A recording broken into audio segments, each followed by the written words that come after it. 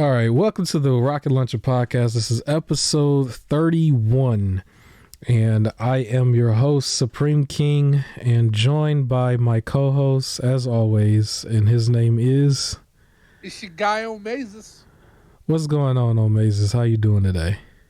I am better, man. It was one of them challenging weeks, but made it through. So happy it's the weekend. Yeah, shout out to this month. I don't want to jinx it, but technically we're in the heart of the winter time, but we ain't really been experiencing that much winter. And I'm one of those people who always have somewhat of a struggle during the winter, just with like my car and everything. But my car is running like new, and there's no issues with it. But like I could look outside right now, the sun is out. We ain't seen snow in a few weeks, basically, but the snow. Get ready because it's coming now, because I don't hear you knocking on any sort of wood. So, I have wood. I have wood over here. I have a wooden desk. But yeah, I'm just saying, because even when it comes, it's like at most we got like February of it, and February is like the shortest month of the year. So we ain't gonna have to deal too much with it this year. I'm one of those people, as soon as the winter is over, I like when we get that, I think it's the second or third week in March where we can almost declare it's over. I almost celebrate that whole week. I'm talking, I go out to eat, I drive around. I literally celebrate the end of winter because I hate it so much. I used to love it as a kid. As an adult, I ain't got time when you got to get up every day and go somewhere. You know what I'm saying? Let's get back to the podcast, because this is not I hate the winter podcast. This is a don't worry, gaming. People, it's not an all winter hate podcast. I'm the winter person. He's the winter person, and I'm not. This is the gaming podcast, and we got a little bit of extra stuff on this podcast. This episode, we might actually go into quote unquote overtime. I don't know, but I am prepared for it. Right now on the screen, you're looking at It Takes Two gameplay. There's going to be like 4 or 5 different games that pop up today, because some of our clips are very short. But we want to talk about a bunch of different games. I want to talk about a bunch of different releases that are going to be happening by the end of this month, as well as a couple retro looking games that came out this month. Like I want to say a few days ago. There's one in particular that's on my radar that I just wishlist, and one that I just bought that I'm going to talk about closer to the middle when I talk about our unofficial podcast sponsor, where we talk about a bunch of free games. There's like 3 of them that's going to be free right now that I'm going to talk about towards the middle. And then we're going to talk about the debacle of the wrestling related stuff towards the end of the podcast, and a lot of other stuff in between. I know my co-host wants to talk about the Hasbro stuff. We're going to talk about that later on as well. So hit the like button and subscribe if you haven't already. Thank you so much for being here. If you chose to be here and listen to this while you work, I always listen to podcasts while I work. Do you do that? Yeah, definitely. Yeah, I remember, so, the place we used to work, I used to listen to those wrestling podcasts. Like, I'm pretty sure I showed you some of the YouTube footage of it, because some of them were on YouTube where they were just like hollering, screaming about John Cena. I used to listen to those like on my way home, and it used to like be like the best escape ever. Like, some of them I was just looking forward to them every week during that year. I think that was like 2014. Like, I used to like think about those podcasts and like be so happy to see them. So hopefully one day this podcast would be like that for the next person. That's crazy growth. That's crazy growth. I would love to have that. I don't care who it is. If this is something that somebody looks forward to, I've done my job. But yeah, I guess we can get started. There's a couple things. I guess we were gonna start with this Pokemon thing that you saw, that you showed me. If you're happy and clap your hands. So Pokemon has TikTok, right? And it's very, very kid-friendly TikTok. Well, there's also this one old TikTok audio that people have used where rather than just singing if you're happy, you know it. It's if you're happy, if you're mother loving happy and you mother loving know it, clap your mother loving hands. Right. But of course it doesn't say loving, but you know, YouTube gets mad at certain words. So yeah, it's very expletive. Yeah. It's a very expletive filled version of the song. And it has a lot of funny like little TikToks and memes to it and everything. Well, somebody over that's controlling the Pokemon TikTok didn't, you know, realize that I guess it was expletive filled, probably English, not the first language, and posted a video with a person in a Pokemon or in a Pikachu suit performing the song around the Lucario suit with the whole like smacking around that it makes in the song, and just posted it. So everybody got shocked because like their kids are looking at a Pokemon TikTok and it's just cussing in the middle of the living room. So they swiftly took it down, but of course the internet moves faster, so it's still up. It is still up. You can find funny. It. And RIP to somebody's job, probably. Yeah. But at the same time, like majority of the diehard Pokemon people, like at a certain age, I felt that way about like when people was going back and forth with some of the YouTube footage of like the Power Ranger fan films and the one that was like really, really rated R that blew up. It's like, are we gonna just pretend everybody young? Like some of these, like the hardcore is old now. Like some of us is older, but I can understand just for the optics, if anything, they're sponsors or whatever. But it's not like Pokemon doesn't make enough money as it is, so they ain't got to worry about nothing.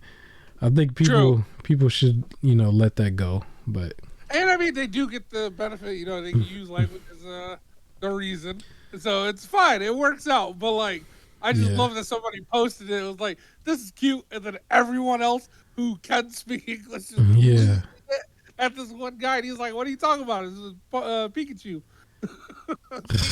Mario, it's cute. Yeah, but we in a day and age where everything is offensive now, and I hadn't really addressed it, but I guess, you know, impromptu I could talk about for a split second. I know YouTube did like some sort of update that really affects the gaming channels a lot and people who curse a lot.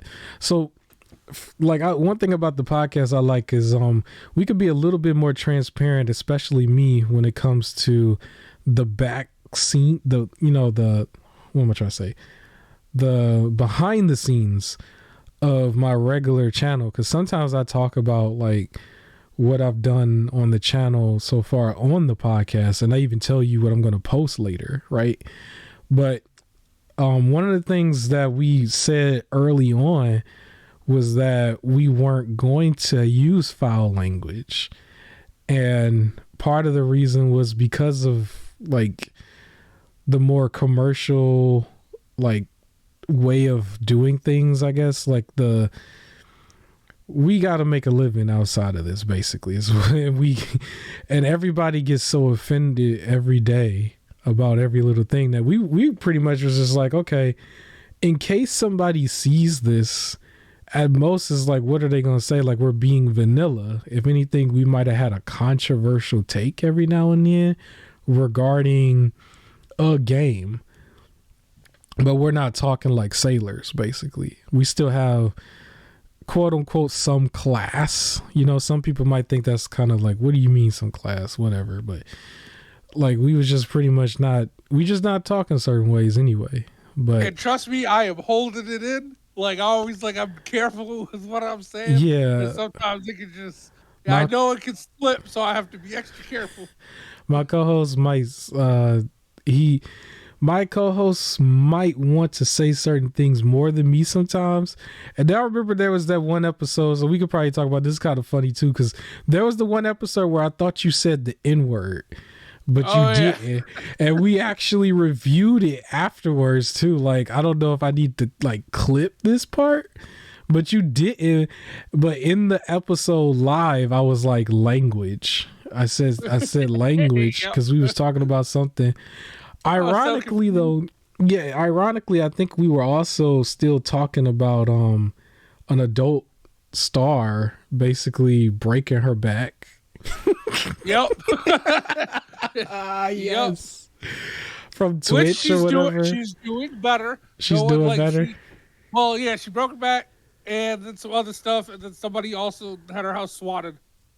Oh my gosh! Why? Yeah. No reason, because people are jerks. Yeah, like stop doing that. That's not crazy. Oh, but everything was. Well, I mean, they the police show up and she's like walking to the door to back brace, and they're like, all right, clearly this is not an issue. And I think she, being her status, I think the police knew who lived there already. Yeah. In terms of she got to be people might break in, that's what I'm implying. I feel like when you are a certain celebrity status, you kind of make sure authorities know your address because you want them to get there faster. Them jokes used to be crazy though, because I remember when I was seeing people saying stuff like she should be used to getting her back blown out and all of that. What you mean people? What you mean people said that? Yeah, I know people who said that, sir. Okay. But there may or may not be some footage out there of me saying certain things, but we gonna edit everything out. Anyways, yeah, so the only other thing that might be concerning to me was the YouTube thing. This is so funny because this is not on the agenda at all. But when YouTube was, I guess, trying to censor violent games all of a sudden, because it was kind of like what's the extent to that? You know, because you could argue if you get hit in a game and your health goes down, isn't that a form of violence? Even with this game right here, It Takes Two was very Disney-ish, right? Even the trailer for it, you thought you was about to go see a Disney movie, right? But but it has its violence in there. Yeah, it has violence. It really did, didn't it? Didn't the teddy bear? That was very violent, very gruesome. What was it? Was it an elephant? Yeah, what? I think it was an elephant or something. I'm like, yo, this is about as violent as it gets for a game that was. That part hurt. Yeah, that part hurt. It was because I didn't want to do it. It got dark real fast for people because it's not just a couples game. There are still people who team up with their kids, and play this, or two sibling children, and you got them basically ripping the arms and stuff off of this one kid trying to make their daughter cry. It was this got real dark. What? Yep. So I don't know, would that be considered violent? I don't know. It was just kind of weird. So for me, I was just I'm just going to play it by, on a case by case basis. Cause I'm still, playing games that are considered violent. A big game for this channel was God of War, right? That's about as violent as it gets. I still want to show plenty of footage. I mean, yeah, that's violent. That's about as violent as it gets.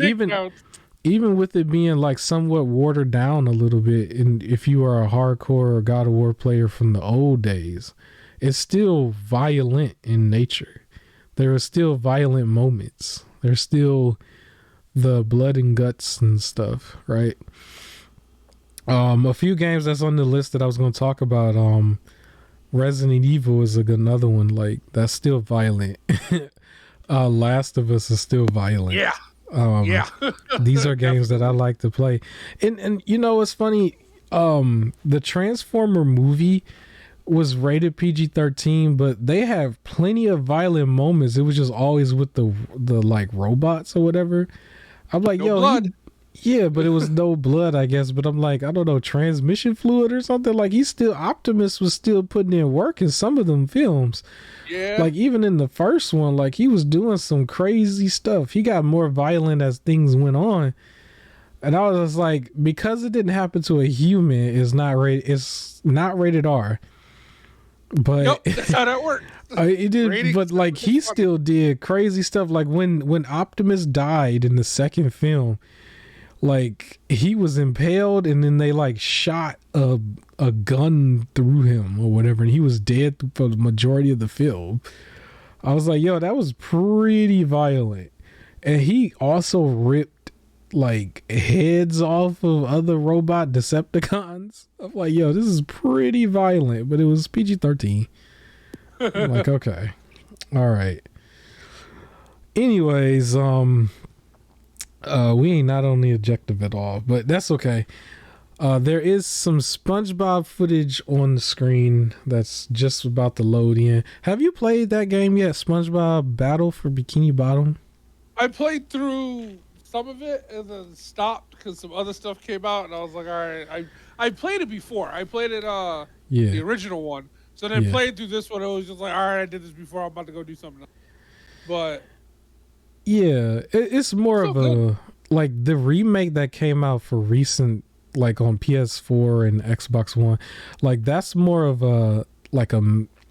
They just changed the shaders and stuff around. They made it more HD, but they added like some textures on the walls and stuff that was centered around all the memes about SpongeBob over the years. Yeah, I did see those. Where in the original one, because I played the ROM version on like the PS2 ROM and the GameCube ROM like a long time ago. Or not a long time ago, what am I saying? Like I played that like in 2020, right before the game like came out. And it was like that's a long time ago. That's a long time ago, I guess. But anyways, yeah, I kind of still recommend people to play this if you are still a fan of platformers and you're a fan of SpongeBob and you really enjoyed the memes. It's very quick. It's a very quick game. And then not only that, the next game is like right around the corner. SpongeBob the Cosmic Shake.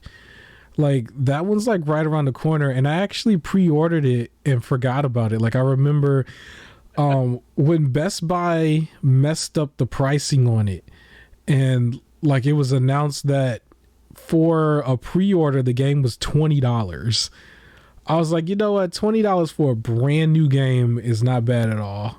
I mean, yeah, that's true. And so I got it, and then next thing you know, like within the same couple hours the pre-order went back to $40 because I think this retails at $40, but like they never canceled it. It's still in the system and it's set to be delivered to me probably next week or the end of next week or beginning of like 2 weeks from now when it first comes out. Because I think it comes out on either the 20th or 21st. But usually if you pre-ordered it, you get it like the day of or day before. And so I'm set to get this game, and it's funny because it's like I forgot about it because I did that way long ago. Like either early December or late November is when I did it. And so, yeah, that game's coming out. I still recommend that you play Battle for Bikini Bottom. I'm going to recommend a few games on this podcast, but definitely play that if you're still a fan of the memes. And, you know, check out the Cosmic Shake when it comes out as well, because they decided to just take that formula and expand on it. And I'm excited about it because it seems like platformers are starting to make a small comeback. Yeah. You know, where it's not just Mario. You're starting to see other ones, and it's just like, you know, a different perspective, you know, a different take on that type of gameplay. And I'm here for it. I want to see more of them. And so the SpongeBob one was fun. It was short and sweet. It was done before it got annoying for me. Like some points, you know, you have, not everything is perfect, right? It's not a perfect game, but there were moments where it was just a little too much, like where I was just like, okay, like I should have beaten this or whatever. But then when you figure it out, it's like, okay, it's back to being fun again. And it's just, it's a silly game. It's a silly game. There was one of the jellyfish boss fights. Yeah. Like, it was like something that you were supposed to do, but it would only like register at some of the time for me, so it kept taking longer. Yeah. So the sequel is more built with this generation in mind, and also the PS4 and Xbox One. So I could imagine they're going to expand upon it, and it's going to be, I don't think it's going to be really that long because it was still retailing at $40. But it's going to definitely still be longer than the original game and more tweaked and more stuff going on. and it's probably going to be built around the memes instead of just like putting the memes in there in the background, you know. And so it's going to be probably better. And I thought the memes were hilarious. Some of the memes were hilarious over the years. All the stuff that people were doing, and you know, to have the game come back and do that, I'm here for it. I am going to probably not play it immediately though, because I'm still playing through my backlog stuff. I got a huge backlog like everybody else, but at least I'm gonna have this in my collection. And so yeah, I'm gonna clip this. I want everybody to definitely keep this game and the Cosmic Shake on their radar, you know, because I want to see more platformers come to console, come to like mainstream, and not just like a random indie game that doesn't last that long, but like the people put real money behind platformers again. You know, that's what I would like to see. Love to see it. Yeah, and then I guess I can do a shout out for another one that I want to see real quick. The next Spyro game. Because we just had Crash. I was actually surprised that we didn't get a new Spyro yet after they released the trilogy. It would make sense that would be next if they released the Crash trilogy, and then they were like, "Here's Crash 4." Then they released the Spyro trilogy, so we should see another Spyro. Yeah, but you know what's crazy too? Like the Crash one, when they did that one, it got really, really hard, right? They just they made it way harder all of a sudden. Yeah, it was. I'm still stuck on the first one. That's why I haven't played the fourth one. Is because I want to get through them all again. Because as a kid, I played through the first two, so I want to get through them all again. And I'm struggling through this first one. So the fourth one is, the fourth one is in my backlog as well, where I started it but didn't finish, and that one is just also weird. It's like it's a brand new one, but it's still kind of hard like the remakes. It's not like the original was on PlayStation, where it was like you just played it and had fun. You weren't like trying to be super precise. It's like built around the Dark Souls version. I'm like, man. But I don't think they're gonna do that with Spyro. It would be kind of weird if they was to do that with Spyro. But I would like to see Spyro come back as well. So that's what I'm advocating for. I've already forgot what the Crash game was that they announced at the Game Awards, because I think the second that they made it like some sort of online thing, I just completely toned it out. It was like Crash Team Battle, I believe. I completely toned it out. It's the second they did that, I was just like, man, I'm not trying to see this. I was just mad. But on top of that, there was another thing I wanted to mention that maybe you might agree with me on. This is like, eventually Resident Evil is going to do remakes probably on Resident Evil 5 and 6. I think I saw an article on this where they were saying that, but it's probably going to be different than what we've played before with 5 and 6 because of the feedback. But I don't want them to make it different. I don't mind if they remake it, because Resident Evil is on some sort of wave where they're just going. Like, they don't have no stoppage whatsoever. So they kind of ran out of the remakes. If you really look at it, it's like, okay, 1, 2, 3, and 4 is like, and then it jumps to 7 and 8. It's like, but there's still this 5 and 6 here, right? And then there's also Code Veronica for the real Resident Evil fans, and then Revelations 1 and 2. But it's like, for 5 and 6, I don't want it to be different at all. I want it to be the same as what it is. Maybe they might. Enjoyed it, so that's why. You know what? Here's the one difference that they can make. Yeah. For single player, make the AI smarter. Yeah. That's it, because that was what mainly held people up, is the single player. That AI would just not do, help and not do kind of what it needs to do. So they need to adapt it from something else. Like, I remember the AI being relatively competent and smart in, Army of Two. Oh, that was an old game that I want coming back. But, I remember, because there's certain levels where you and the computer, you and the teammate would get separated. So the computer got to, go out and survive on its own and help. and do stuff, and it was able to follow commands or go on its own. Shout out to Shiva. Okay. Yeah, so we Shiva got a bad rep. Yeah, we need that. Other than that, I don't want it different. Like, if you look at Resident Evil 4 and then the Resident Evil 4 remake, like, for Resident Evil 5, I think our main complaint was that when you aim and shoot, you're, like, glued to the spot you're in. You couldn't move.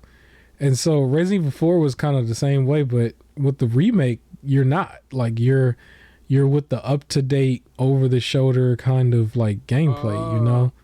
So I would imagine that was like one of the main things for me is like I wouldn't want to be glued in one spot. And so I would imagine you're not going to be glued to one spot. So yeah, I do remember when we was playing it, it was funny because the whole gist of some of the older games was you were going to get a rocket launcher and one shot and make it count. And I remember because we were playing co-op, we technically had this power weapon twice.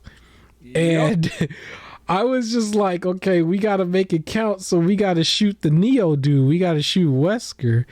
But we were getting stuck with the guys before, the African dude with the with the turret. Because so I had two of them, right? They both had turrets, and we kept getting stuck there, and I couldn't handle it anymore. So I took them out with the rocket launcher. I didn't even know you was gonna do it. That was the thing that was so funny. I was like, wait, what did you just do? I was like, why did he just fall over? And he was like, you just shot. I was like, really? And, like, what are you doing? It was like, we had another one. I was like, but still, we were supposed to save it. But when we think about it, because we know that game, kind of light spoilers, like technically there wouldn't have been no way for you to use it afterwards. Because once they got to the other part, it was like the punching the boulder and all the other stuff. It was all cinematic in a way you wasn't even going to use it. So technically, we did it right, and you did get a good shot because you got both of them at the same time. You were running to go set up for the perfect spot to get them, and the moment the door opens, it was just an explosion, and they both fell. And I was like, all right, let's move on. Look, I was like, yo, what happened? Because I didn't know you were going to do it. I did not know you was going to do it. I was like, yo, what just happened? And he was like, I shot him. I was like, really? Like, what? You shot him?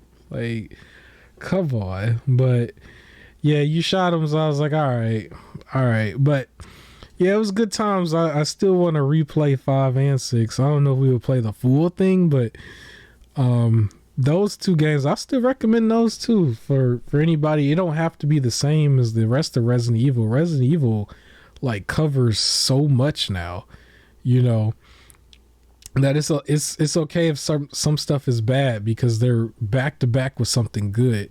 Because I remember the reception around Resident Evil 3 remake was not as good right away. It was like more mixed because a lot of people was upset that it was very short and it cut out like one whole area, I think like a clock tower area. And so people were not really happy with that, but right away they was back with Resident Evil Village, right? And then the updates that they did with Resident Evil 7, and then you could still play in VR with it and all that other stuff. So Resident Evil is on their game, so I'm not mad about it. I look forward to the game they announced after the Resident Evil 4 remake. I'm gonna play 4 remake and original 4 very soon. Yeah, I guess I wanted to mention real quick because I think, at least for me, I know I'm going to report back on this next week once I get a chance to watch. But Last of Us, the HBO show, is releasing today as of this recording, I believe. Or when this recording goes out. So Last of Us is going to be on HBO. So that's how you're going to be able to see it. If you have HBO Max or, you know, the whole password thing, that's how you're going to see it. I'm looking forward to seeing this one, but I believe there was some slight controversy around it because apparently within the TV show they took out spores, which was like the air that you breathe in Last of Us, if anybody knows, is like that also could have triggered you to turn into the zombies as well, or the clickers or walkers, or not walkers, clickers and runners, right? That's not in the show apparently. However, even though with that being taken out, the critics so far are saying this is like one of the best shows on HBO when it comes out. So I look forward to seeing it. I remember originally I was like, I don't really want to see it. I just want to see the bloater and bloater fight. But now I actually do want to see the full show. So what do you think? You want to see the full show? Are you into this? Oh, I'm gonna watch it. I don't know. I feel I'm a little. Remember how you were feeling about Spider-Man? Where it was just everything with Spider-Man, and you're just like, oh yeah.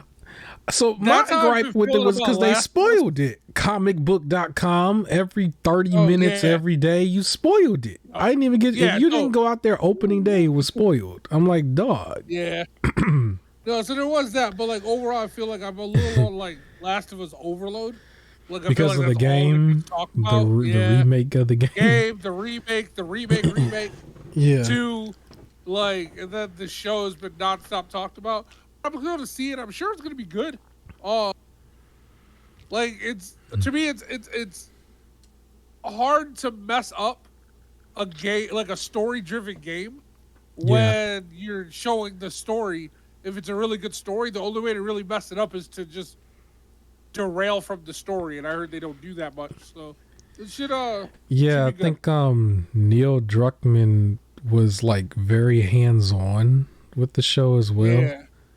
So I think they made it a purpose to make sure that they don't deviate. I think that was Which is a good thing. Yeah, that's a good thing because everybody else, Halo and a few other ones, it was just like, what are you doing? But yeah, the Resident Evil movie, or not movie, the Netflix show, that one, man, they deviated hard. It was, some stuff was just hilarious, but it was just like, what are you doing, man? But again, Resident Evil could have a few bad apples because they got some really nice apples in there as well. But yeah, I will be watching the first episode by next week. I wanted to talk about it next week. I don't know, maybe my co-host might as well. But I will say also, for anybody who wants to know, it's not going to be handled the way Netflix handles their shows. It's actually going to be coming out one episode at a time on a week-to-week basis. They're not about to just throw the whole thing out there. So you know why, right? So we can talk about that real quick. HBO also upped their price by $1 for the subscription right before the show came out, and now they're gonna make it to where they're not just gonna dump the whole thing on you. Yeah. Which they've actually done that for a lot of their shows, to be honest. Like Titans, Doom Patrol. Things like they came out on a weekly basis, and those are the main shows that I watch on there. So it's not like, they're breaking away from their normal tradition. Anything they consider their own hit, like anything that they get from other places, they'll drop the whole season. But something that's theirs, they drop it like one episode or two maybe at a time. Okay. They do that for They did that for Young Justice as well. So their job is like you get one episode, or Young Justice did like 3. I think per week. They do like other shows do 1, but yeah, they upped the price by $1. So for anybody who really wants to hold out and watch it all at the same time, I did see the roadmap for it. I believe all the episodes should be released by the 2nd or 3rd week in March. So technically, if you can avoid the internet, avoid the spoilers for it or whatever. I mean, you probably know how it goes anyway if you played the game. Yeah. So I don't know how much of it is really spoilers, especially with Last of Us 2. Like, you've been spoiled already. Yeah, so if you really do want to wait, then you can probably get HBO in March if you don't already have it. Other than that, they still got some other shows. I know House of Dragons is there, right? So, yeah. I will be watching the first episode. Are you going to watch the first episode? I don't want to put you on the blast. Maybe you got other stuff to do, but I'm gonna watch it. I'm gonna try to figure out how to watch the first one. And I kind of wanted to dedicate maybe 10 minutes ish towards the end of each podcast going forward, maybe to talk about it if you want to do it. So, yeah, I can do that. Yeah, so maybe we'll probably do that by next week. I think I'll probably be watching each episode maybe like on a Wednesday night or something. I don't know, because I don't just have a Monday or Tuesday night to just do it. Like, I still got other responsibilities, but hopefully I can get it done. And yeah, I'm gonna watch each episode for that. So yeah, that's Last of Us. I guess we could talk real quick since we deviated from video games early. It'll get us back into it, but also on the terms of subscriptions, I remember you put that fans want Netflix to buy the Snyderverse. So you want to talk about it? Yeah. It's crazy how much Warner Bros. Just aren't listening to these fans. Now, I don't know how much of this universe is like these fans, but they're for sure the loudest. Yeah. There are people, they're die-hard Snyderverse. Now, I really enjoyed the Snyderverse personally. And I've always said before, I like the contrast that Marvel was lighter, and then, like, the DC stuff had a darker tone to it. Yeah. It made it feel like not just copying. I personally like it. I'm a DC fanboy. So I enjoyed the movie. For the most part. So people want, some of these fans want Netflix to buy the Snyderverse, and then just they can continue, like, buy the rights to all of the Snyder Cut movies. So, because everybody they want Justice League 2. They want to see the showdown between Darkseid and Superman. And then they want to see what's going on with this apocalypse world thing. It's messed up because it seemed like they had a lot of good things potentially that was going to happen, but then they lost The Rock. Then they lost Superman. The only one they kept was Flash. That was the funny part. It's like, how we keeping Flash and everybody else want to leave? And then they canceled Wonder Woman 3, right? It was just like, yo, what is happening? From my understanding, they want a younger Superman. So I'm thinking they're going to keep Matt Reeves as Batman because he's already working on it. Yeah. And the Robert Pattinson Batman, which is supposed to be younger, that's going to be the new direction of him teaming up with, like, Superman. So they want a younger Superman because they're breaking away from the Snyder story, which means they're going to have to bring in probably a younger Wonder Woman-ish or a different Wonder Woman as well. Also, as a side note, I just wanted to also mention, I think they said that Joker 2 was in production. It's just starting production. Yeah. I don't know if I want to watch that. It's a musical. It's weird. Yeah, I remember.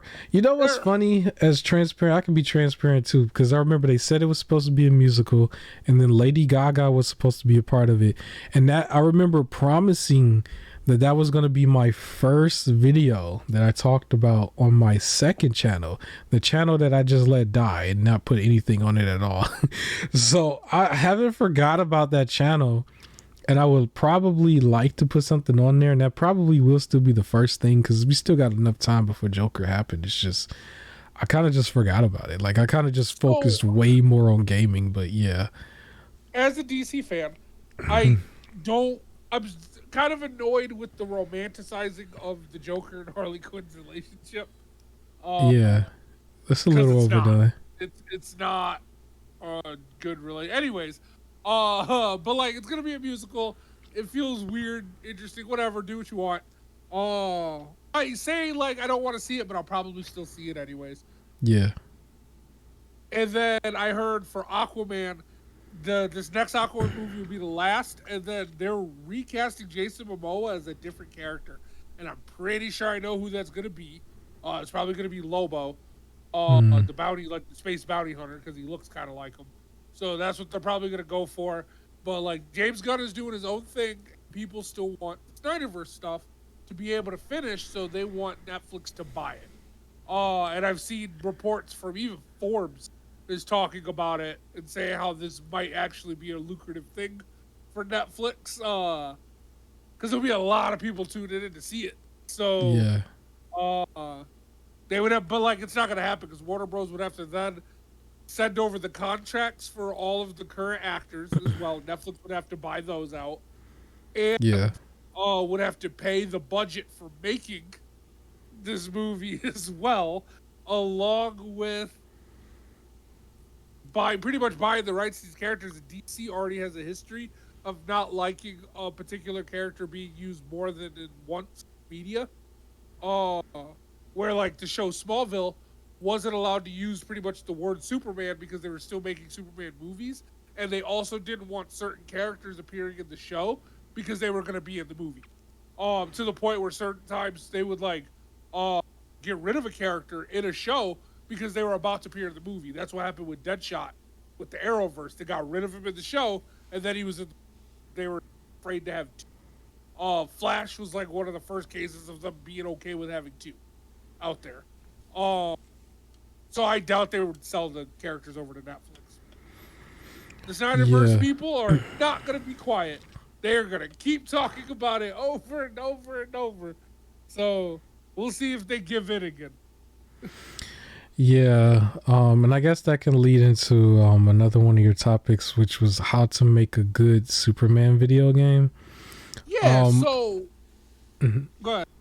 I was just going to say, I feel like they're already doing that. They're just not calling it Superman, and that was the Undefeated game.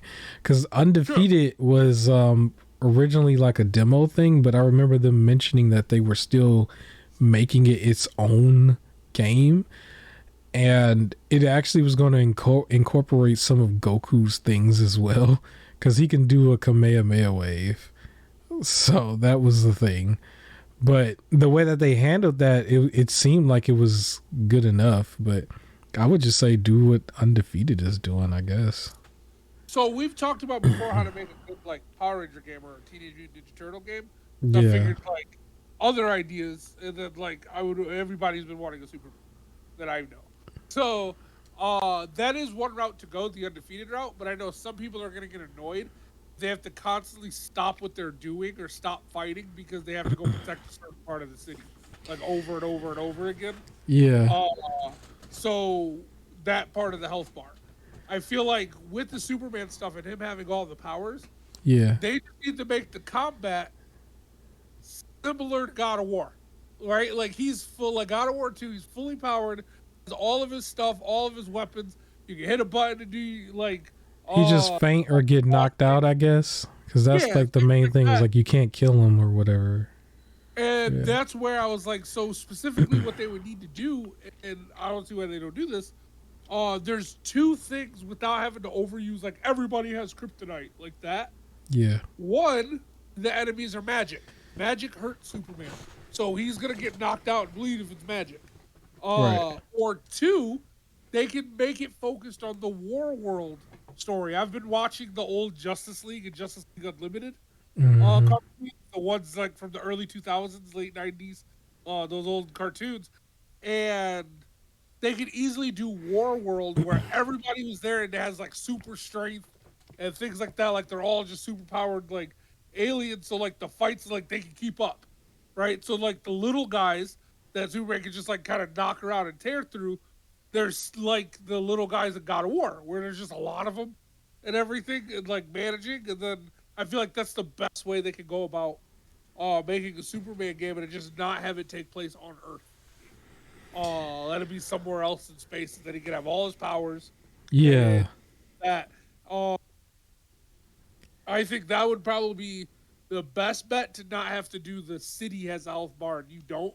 Sort of thing, because I could just imagine people getting annoyed after a while if you're like, I'm over in this area. Oh, I didn't make it to this part of the city in time, so now I lose. Like, instead of doing that, that would be the way I think to handle it. And you can focus on just being Superman. I think it would most likely be like some sort of cross between the Dragon Ball Z game and Undefeated. It would have to be somewhere in between that.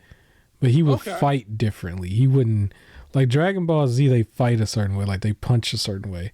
Like I don't think he would fight like that fast and do things, but I could see him, because one thing about Dragon Ball Z, like you get knocked into, like you can get knocked into boulders and stuff, or knocked into buildings, and I can imagine that would be very, very like a big part of Superman, and maybe developers are not ready to do that because they don't do that with other games. Like one things that people always say they want is like really, really attention to detail for like destructive environment.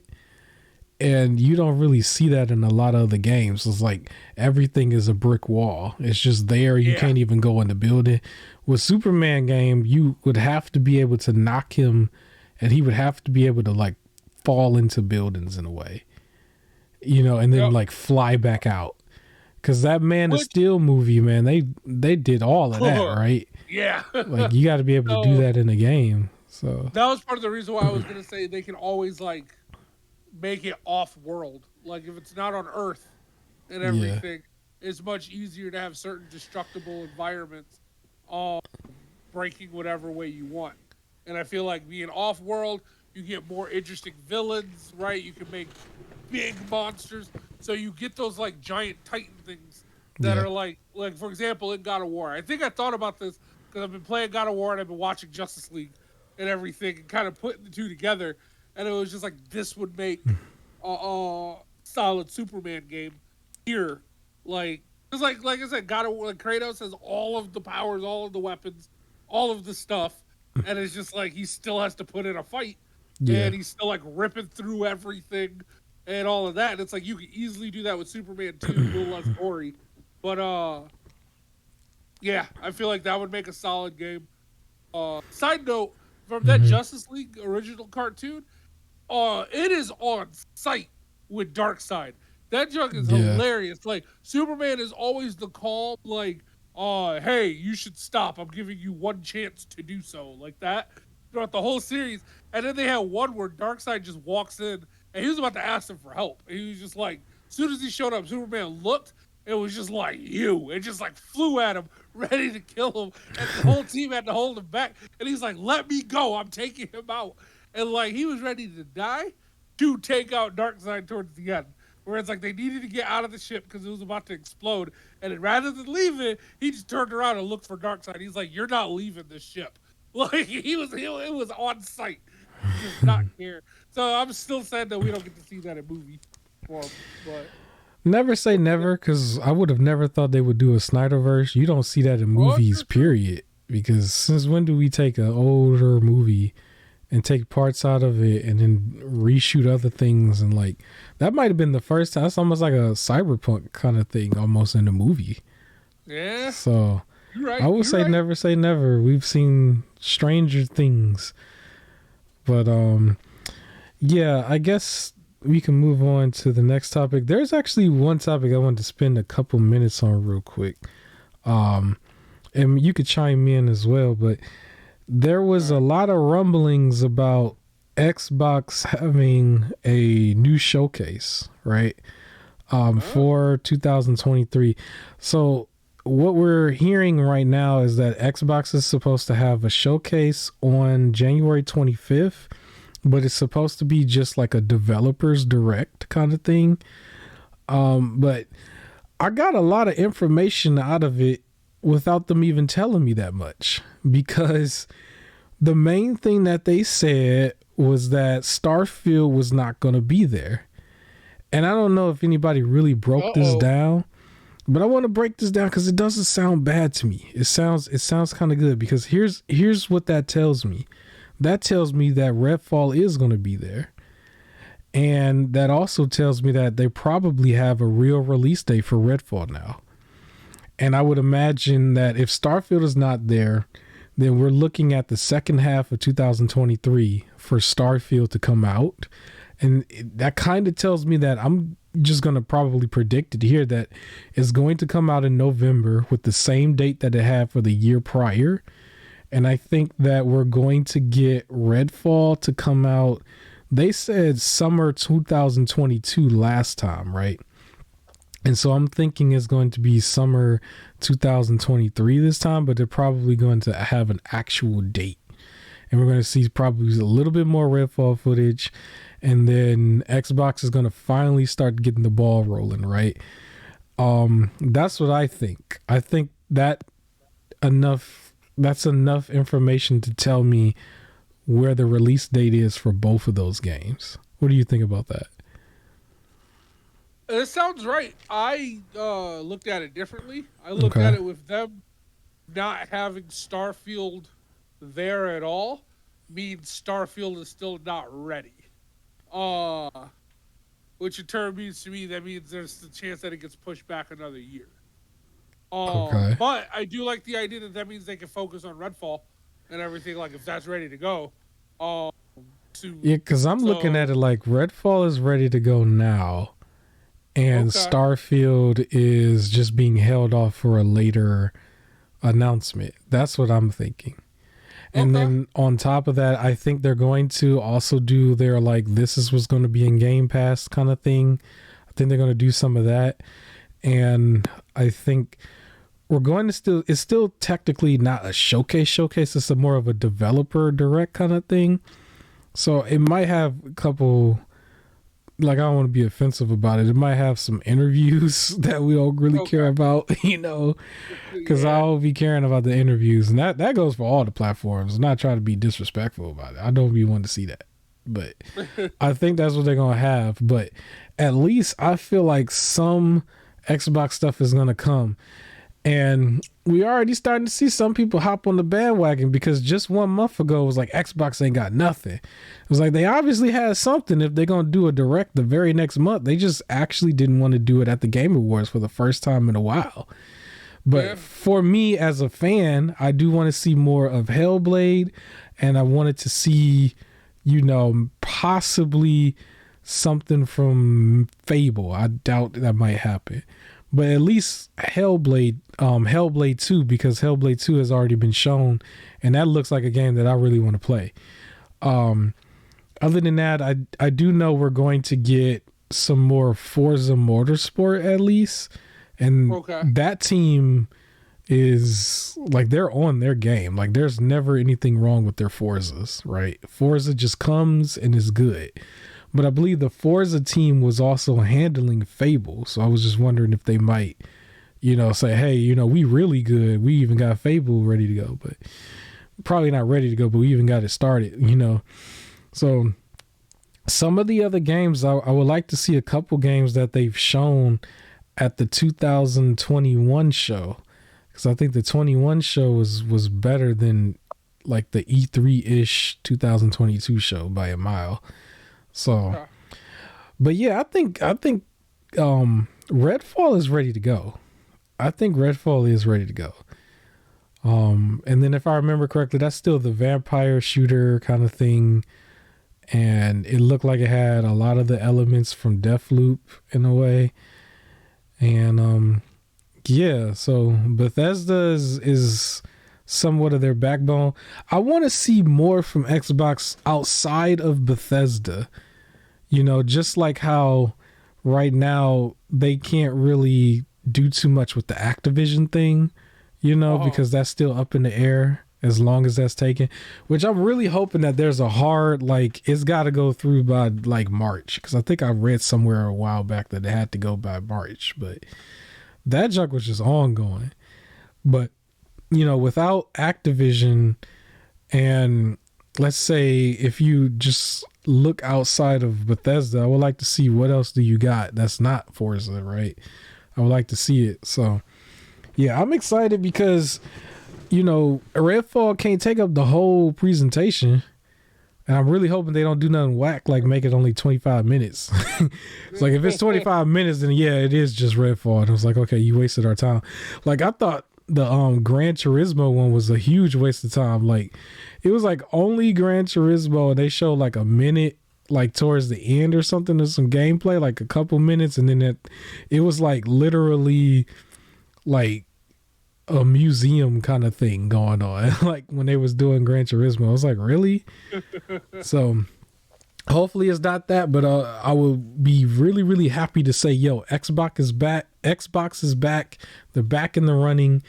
And yeah, they got a lot of stuff going on. So they got to get past this show. And I'm hoping they can have a show like every 3 months with as many studios as they have, like just start rolling stuff out. So, this is only the beginning for them. And, we're at the beginning of the year. So I expect it to just be, going up from here. They can only go up from here, And I don't know.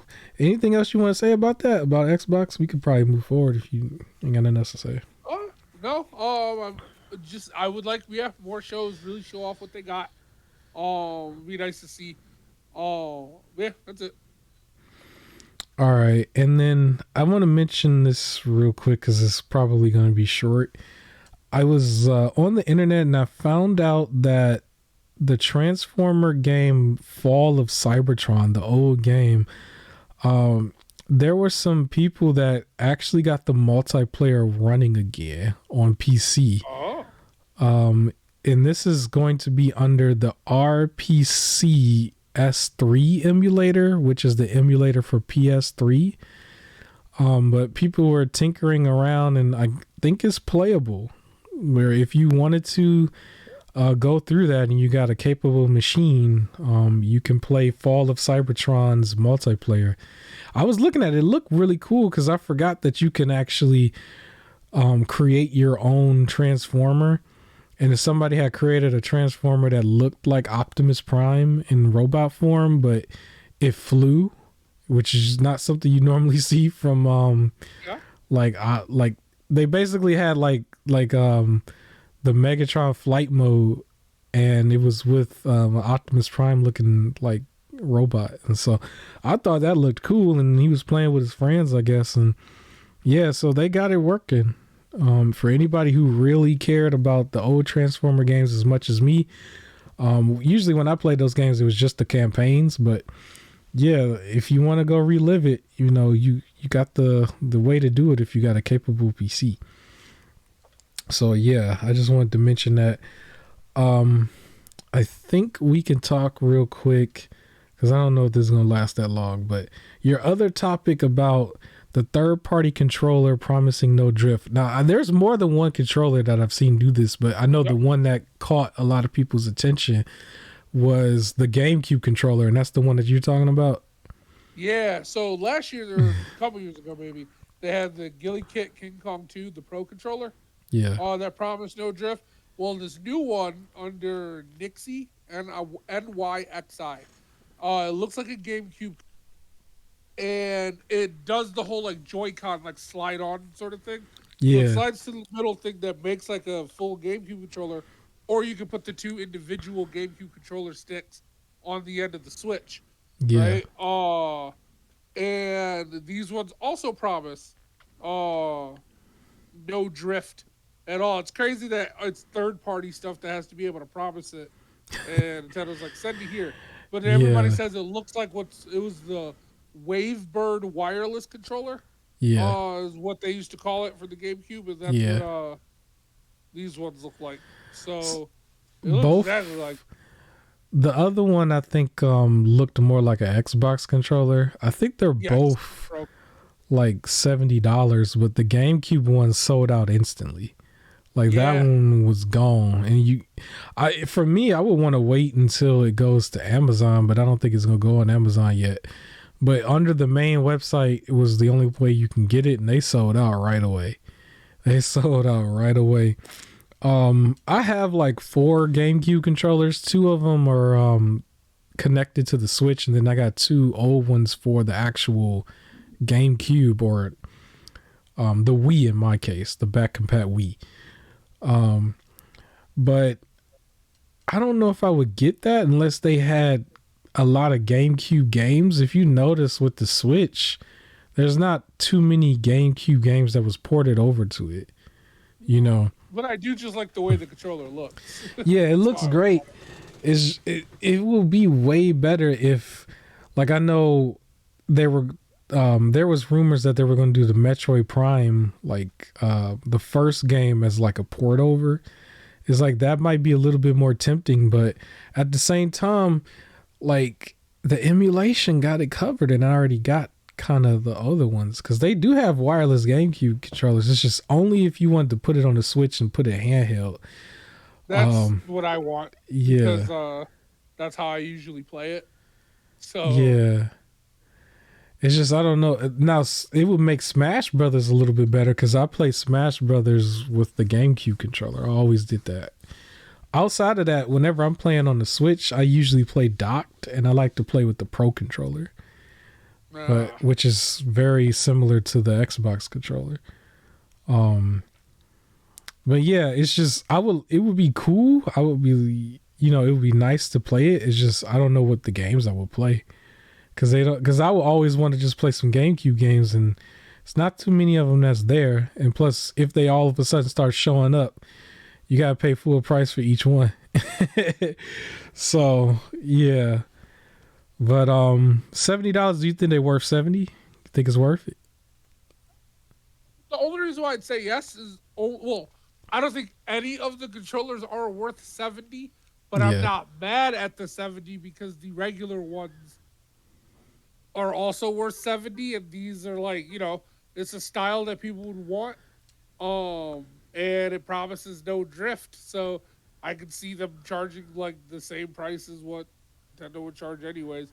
I'd prefer if they were cheaper, but yeah, I kind of, just to be on the safe side, I almost want to wait till we get to the middle of the generation for those, because when you say no drift, and somehow like I remember looking at, like, for the Xbox One, like they really explained it and showed the part and everything. Like they still show the part on the GameCube one and like their presentation of it, but at the same time it's like you kind of have to give the community enough time to really test it.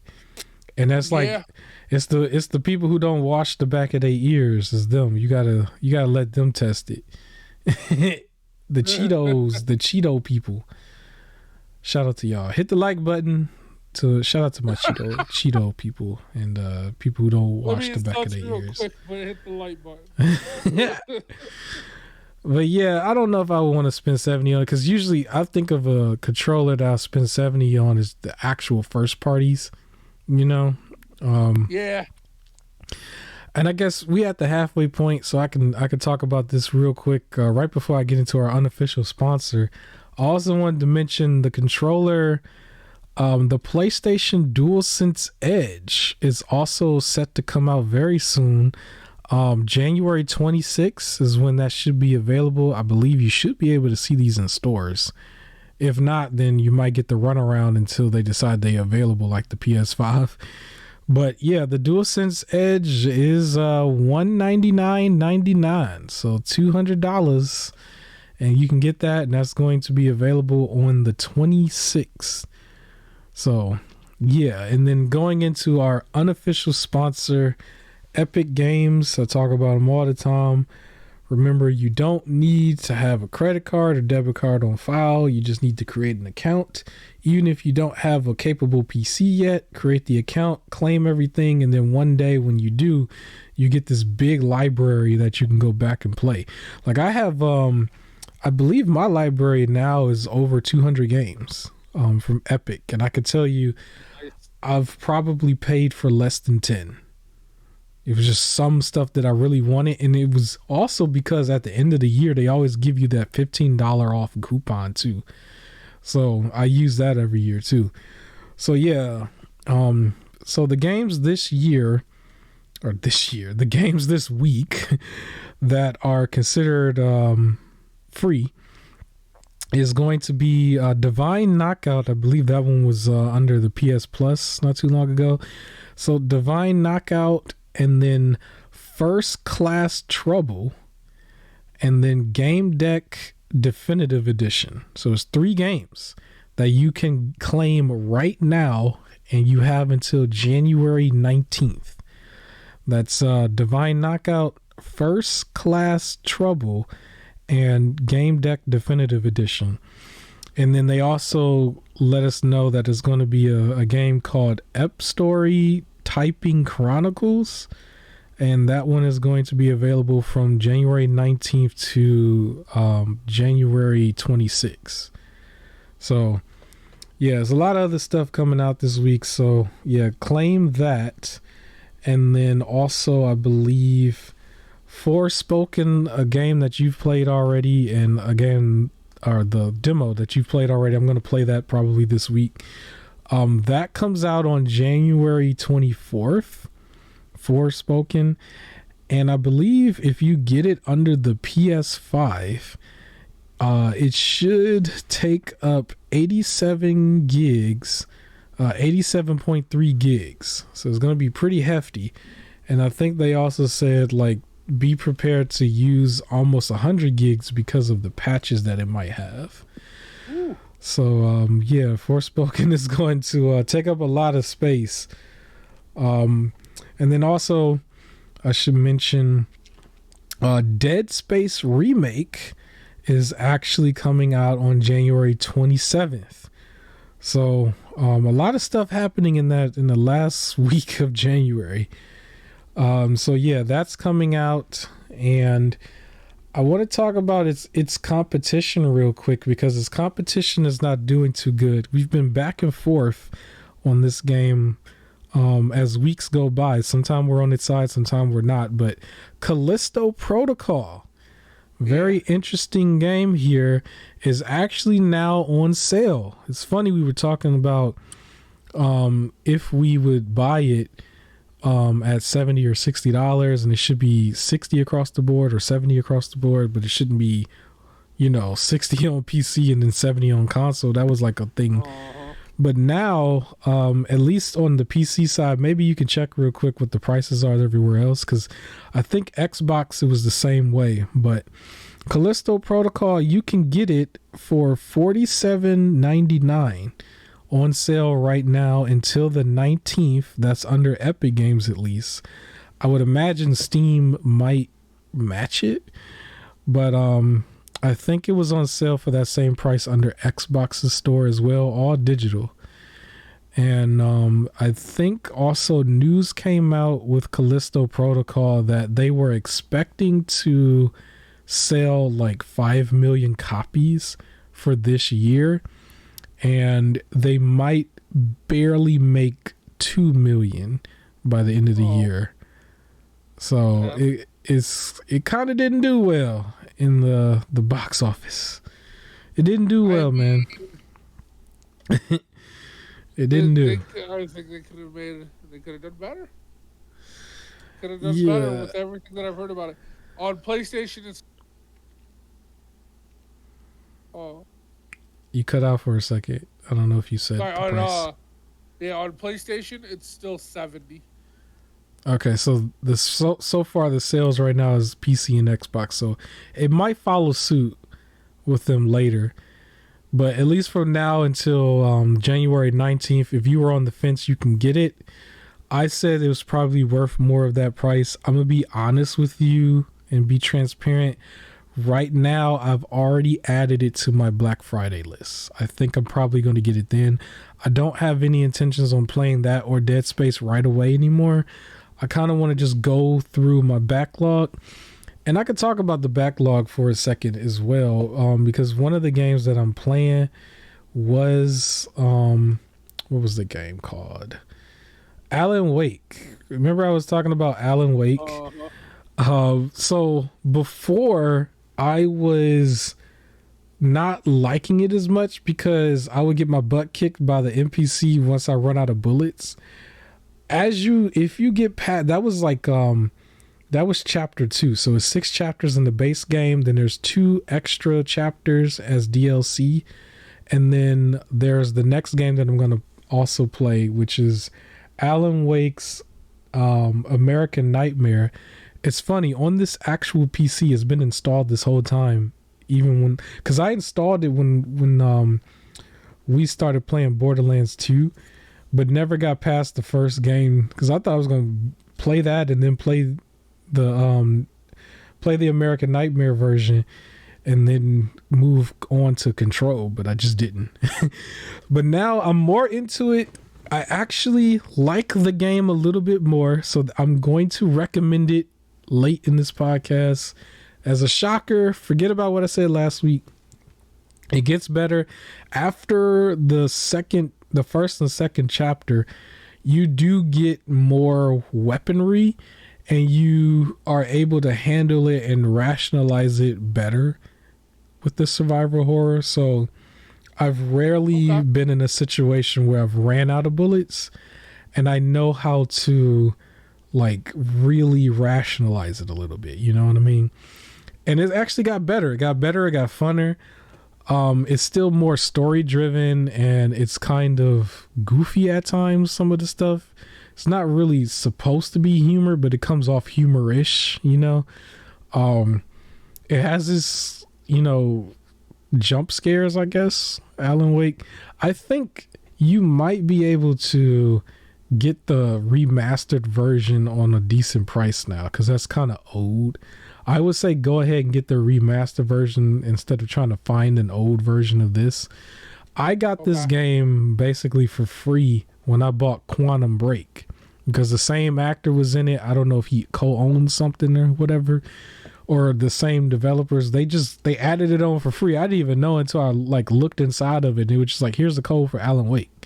And I was like, really? And so I put the code in. The game runs so smooth on Series X. I mean, it's just crazy smooth. But the graphics, you can tell where it doesn't have the same textures as the remake. It's not exactly the same. It's like you have to really look at it. It's like the wood or the water, those type of things. Like the textures look better in the remake than in that one, or remaster. But the game is very short, just like any other horror game. But I do think it's worth it. If you find the remaster for $20 or less, I would say get it. It's worth playing. Power through the first 2 episodes. The first 2 episodes are about an hour and a half long each. I think every episode is going to be an hour and a half long each. And so you shouldn't be in here more than 8 to 9 or maybe just under 10 hours for this game. And so I want to beat American Nightmare and do a nice video for both games in one. And then I'm going to move on to playing Control. I have Control on PC and PS5. I'm probably going to play the PS5 version, the Ultimate version, because I think Alan Wake shows up in that as well. Before I get to it, I am going to play Quantum Break in between, and then I'm going to play that. So, yeah, I do recommend that late in the podcast. It's so fun to have all the systems. I do want to mention that if you are a gamer and you are not caught up in doing the senseless fanboy stuff, I completely stopped watching them, even though I had a whole list of everybody that I would watch interact with each other on Twitter while at work and stuff, because it was funny. I completely let that go. Now I just make notes about the podcast and notes about trying to do my own videos and stuff as a content creator. But yeah, it's great to have all the systems. I'm playing Alan Wake right now on Series X, right? I'm going to play Alan Wake's American Nightmare, which was the standalone DLC. I'm going to play that on PC. That's where I have that. And then afterwards, I'm going to jump back to Series X for Quantum Break real quick. And then I'm going to jump to PS5 for Control. Even though it's not completely related, but it's yeah, it's fun. It's fun. Gaming should be fun. I don't need to see your gamers. What is it? Gamer tag? If either we gonna play together or we're not. I don't need to know all of that. I don't need to know if on screen you can see yours and mine. We're playing together. It's other than that, it's I don't have that much time. I need to work and make money, eat food, watch wrestling. You know what I'm saying? If you're not in that category, if you're not in that rotation, I don't care. I don't need to argue with you on the internet. Play everything. Might I remind y'all, I went and bought a lot of game systems leading into Christmas last year. But yeah, Alan Wake. Do you own Alan Wake, or do you plan to play that one day? I do plan to play it. I feel like I own it. I just don't know where. Okay. So it's loosely connected to Control, so I still recommend, if you want to follow the stories a little bit, definitely play it before Control. And I'm pretty sure you own Control. Everybody owns Control at this point. Yeah, everybody owns Control. Because they gave it away in different areas. Maybe they was trying to save face, because before, I remember Control, the Ultimate Edition, if you remember, it was you had to rebuy it in order to get the Ultimate, which was the PS5 update and the Xbox Series X update. So if you had bought the PS4 version of the base game, you weren't going to get it. I remember that. And then next thing you know, PlayStation was like, okay, here it is as a PS Plus game. And then they gave it away on on Epic one day. So I was like, okay, maybe that backlash was there and they didn't want to deal with it. But I think Control's Ultimate Edition is still cheap nowadays anyway. But yeah, I recommend Alan Wake. I will probably be getting Alan Wake 2 whenever that comes out. Yeah. So yeah, Alan Wake. A couple other things I want to mention because the middle of the podcast we're moving a little bit slower, but that's okay. That's my fault. But there was a couple of things I wanted to mention. So there was another game that just came out this past week. It is fully multi-plat, and I only looked up one review for it, and so it came from Game Informer, and they gave it a 7.75. But it's a game that's called Vengeful Guardian Moonrider, and it has a little bit of a buzz in the PC community. It looks like a Metroid side-scroller action-adventure game. If you look at it, there's a lot of gameplay that mimics Metroid Fusion. It was my favorite Game Boy Advance game. The game retails at $16.99. I believe on Steam right now it's like 10% off, so it's like $15. And yeah, I wish listed. I didn't buy it yet because I am still just working through my backlog. Like a few of these new games that's coming out this year, I'm just working through my backlog first before I get to them, because I don't know about my co-host, but if you see my Black Friday games, it's like, are you going to actually play all that? It's like, you know what? 2023, I'm going to actually play all of that. So that's what I'm trying to do. But yeah, that's on my radar. I will get to that. With it being normally retailed at $16.99 and the way Steam is with their sales, you'll probably see this at $10 at some point. I'm huge on Metroid. I am huge on Metroid, so I'm definitely going to get that, and I recommend you guys just take a look at it. Another thing I just want to mention real quick, I did buy a game that was on Steam that's also more of an indie game that's sort of platformy, but it has a little bit of hack and slash going on. This is called Blue Fire. So it's Blue Fire under Steam. I think it's multi-plat. Maybe my co-host, if you could help me out. That was actually yeah, it's multi-plat. It was actually on my Black Friday list from like last year. I just decided not to buy Black Friday games like that, but like I know it's on Switch, PlayStation, PC, Xbox. So yeah, I got multi-plat. It looked good. Yeah, it was on my wish list. Steam does a good job of sending you emails on when something goes on sale on your wish list. So this game normally retails at $19.99. Right now it's $7.99. And with tax and everything, it's going to be about $8.30. So I bought that. It is on sale for that price until January 27th. If you are looking to just get another indie game, I wanted to start playing a lot more of these indie games, mainly under Epic, because they give you so many on the channel, and just featuring more of it on the channel as their own videos to showcase to other people, because they're just handing me a plethora of these and they're just kind of adding up. And it's like, when I look back at the list, like I said before, it's like 200 plus games that I'm like, well, these are a whole bunch of stuff that don't nobody really look at. Maybe it might have maybe it might help the channel out if I show off some of these. So yeah. And then one last thing that I want to mention, I just want to shout out a game that I saw that might be a PlayStation exclusive, but I have this watch list on YouTube where I just add stuff to the watch list, and when it comes time for me to like eat lunch or whatever, I like look at the watch list or whatever on shuffle. And so this came up, but it looks like something that they put out like 2 or 3 months ago, but it's called Project of Perceiver, I think. And it looks like a slasher Ghost of Tsushima style. And it's on PlayStation.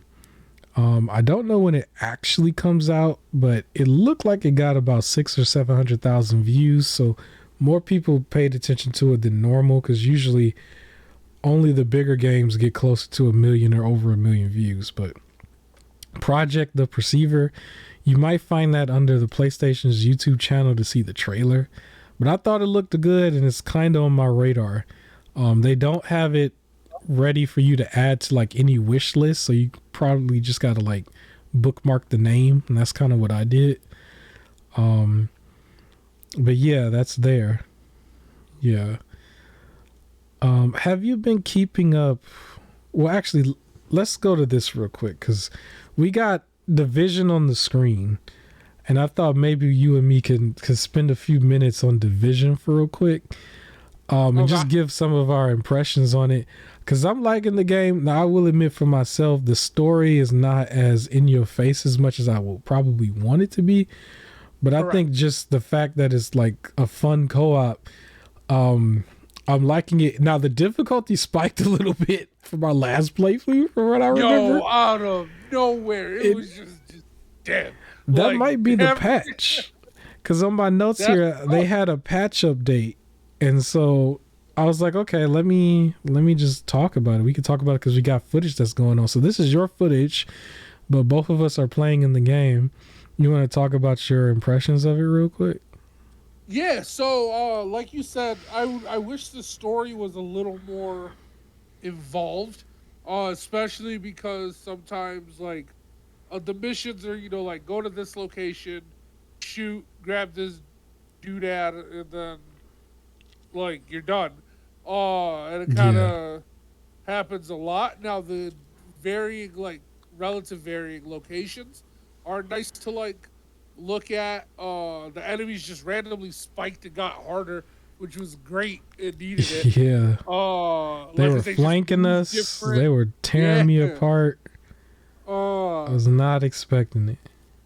It is like I don't like the random enemies that come up as bullet sponges, but like I guess it's fine.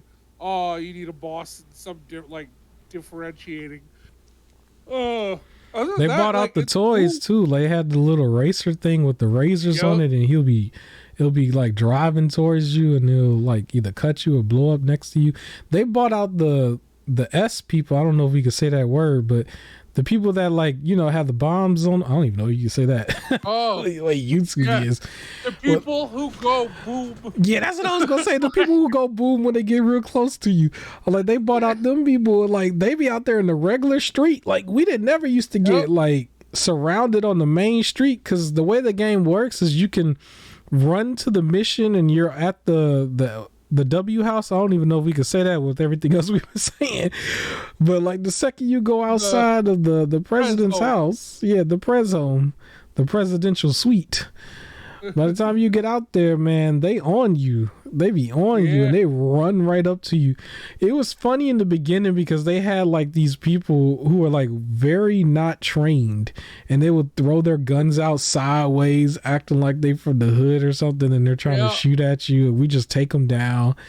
And keep in mind, it's not they from the hood. It's the people who think this is what the hood look like. Like that's like you could tell it's like they're imitating, because the world is like in the apocalypse type thing, and it's like, okay, we're making up the rules now, so we're the hardest people.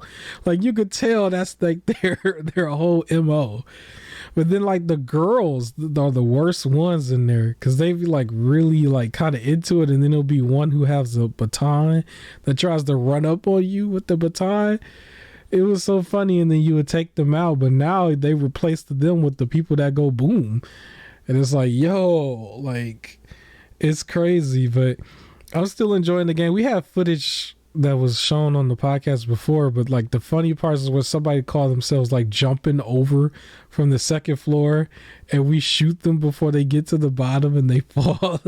Like some of that footage was just hilarious. It was just hilarious. So yeah, I guess for Division 2, another recommendation, we would recommend you play it co-op. Especially play with other people. Yeah, for sure. Have a squad. It has all the customization stuff. I love that type of stuff. I'm always like changing outfits like every time we play. Yeah, you changed into Santa Claus during Christmas time. I remember. Yep. I didn't even know they had it in the game, but. So yeah, it's definitely I'm enjoying it. It's a fun, nice, like shooter. Sometimes you just need that. Sometimes you just need to just run around and pop, pop. Like you just need that, and just that's what this has. So the people don't know, a lot of times after the podcast, we go and we play co-op games and we record certain footage to use on future episodes of podcasts, right? Along with some of our solo stuff that we play, you know, during our own time. But one of the things that I always do in the games that we play is I always equipped, if it's possible, one of those like machinery weapons or something that's like a turret. Like right now it's a turret. It was similar in Borderlands as well. I think both Borderlands games I had the shield that had the gun on it, which was pretty much just a torrent shield, right? And then with Remnant from the Ashes, we had our Pokemon basically. And then I had a little Ghastly and you had a little Arcanine. Yeah, the Resident Evil games, like I was always big on the proximity mines, and so like these games having those things is like really big for co-op. It just makes the strategy better. It makes it very satisfying. And so for the Division 2, I have the torrent that at one point it got upgraded to the point where it went from a regular gun that just shoots at everything to like a sniper turret. And I'm in full control of it, even though it's like just thrown somewhere. I like to throw it up on edges a little bit. So like it's propped up 3 or 4 feet, and so it can catch everybody. And sometimes you could throw it up on top of like really high up, and then it just points at everybody. And then you press L1 and it'll take people out. And yeah, I'm really big on the torrent. And it has that in there. And then I also have the little ball that's almost like a marble or something with a mind of its own. You just throw it out there, and then it heat sinks somebody, and then it just like explodes near them. What are the torrents you have? Or not torrents, but like the secondary thing. So for this game, I have the drone. So I have a little it's called the Firefly drone. That thing has saved me so many times. Like it just goes around and just shoots everybody. Like they don't have no cover whatsoever. That thing just goes. And it just goes. Who it's going after and like switch targets, but then it just goes and finds a way to get behind walls and just start shooting at them, and they got to shoot at it instead of us. Otherwise, and then it's distracted, and then we can take them out because they're no longer paying attention to us. My turret is good for doing flanking too, because I can just put it up, and then next thing you know, I'm off to the left or off to the right, and they can only they can only focus on one thing at a time, and so yeah. And then part of the Firefly thing, which is flying around now on the screen, it has to be able to see the people. So I got to know where they're at so I can tell it to go target. Otherwise, it's going to sit by me. So the other thing I have, it scans the area and lets me know where all the enemies are. So that I can like send the Firefly to them when they're behind walls because or like in passageways because I know where they are. That's why I have not switched my 2, because I can just scan the field. I know where everyone is, and then I send the drone out. Yeah. So this is definitely great for co-op. We're both recommending this here. And I want to give you guys the history of our co-op. So if you guys really want to start getting into co-op gaming, it's been very, very fun. We mentioned earlier Resident Evil 5, Resident Evil 6, the Borderlands series. We got more Borderlands games to go back to. I think even right after this one, we're going to go back to some of them. And then Remnant from the Ashes, World War Z, obviously, and Zombie Army 4. I think that's all the games we've played so far. And because of that co-op, that's how this podcast actually got going. And it also encouraged me to keep going with all my solo content and show off some of my editing skills, I guess. So yeah, definitely recommending The Division 2. Another game I want to mention real quick, I guess there was footage that came out for another Souls-like game that I've had on my radar called Lies of P. This is the Souls game that is Pinocchio, right? It looked more like Bloodborne in a way, kind of. I know. Isn't it Pinocchio? I don't know. I don't think is he Pinocchio? I don't know. Maybe. Pinocchio. Maybe. Yeah, I know from my. It's Pinocchio. It's a Souls-like Pinocchio game. Yeah, and so people had like the hat that kind of looks like Captain Hook's hat. So yeah. You're probably right. Because what does Pinocchio do? His nose grows when he lies. Lies of P. Pinocchio. Nice. Well, new footage came out. So if you search Lies of P 8K gameplay, they showed off some more footage. It's not too long. It's pretty short. But I think the main thing was to show off if you get this game on PC and you have the capable hardware, it should be completely compatible with playing on the 8K display natively. So so that's going to be a big deal for some people out there. Not too many people got the kind of coin to afford that, myself included. I have a 4K display. I don't got an 8K, but especially not on the PC side. I'm trying to get I'm trying to get my PC game up. I'm trying to, but I'm gonna wait till after the winter before I start looking at stuff. But if you got one of those new graphics cards. I forgot what the graphics card was. It was one of the graphics cards that just came out. They were showing it off with that graphics card. I was like, this is the gameplay with that graphics card. But yeah, it was still more Lies of P footage. So I thought it was cool. So I just wanted to mention that.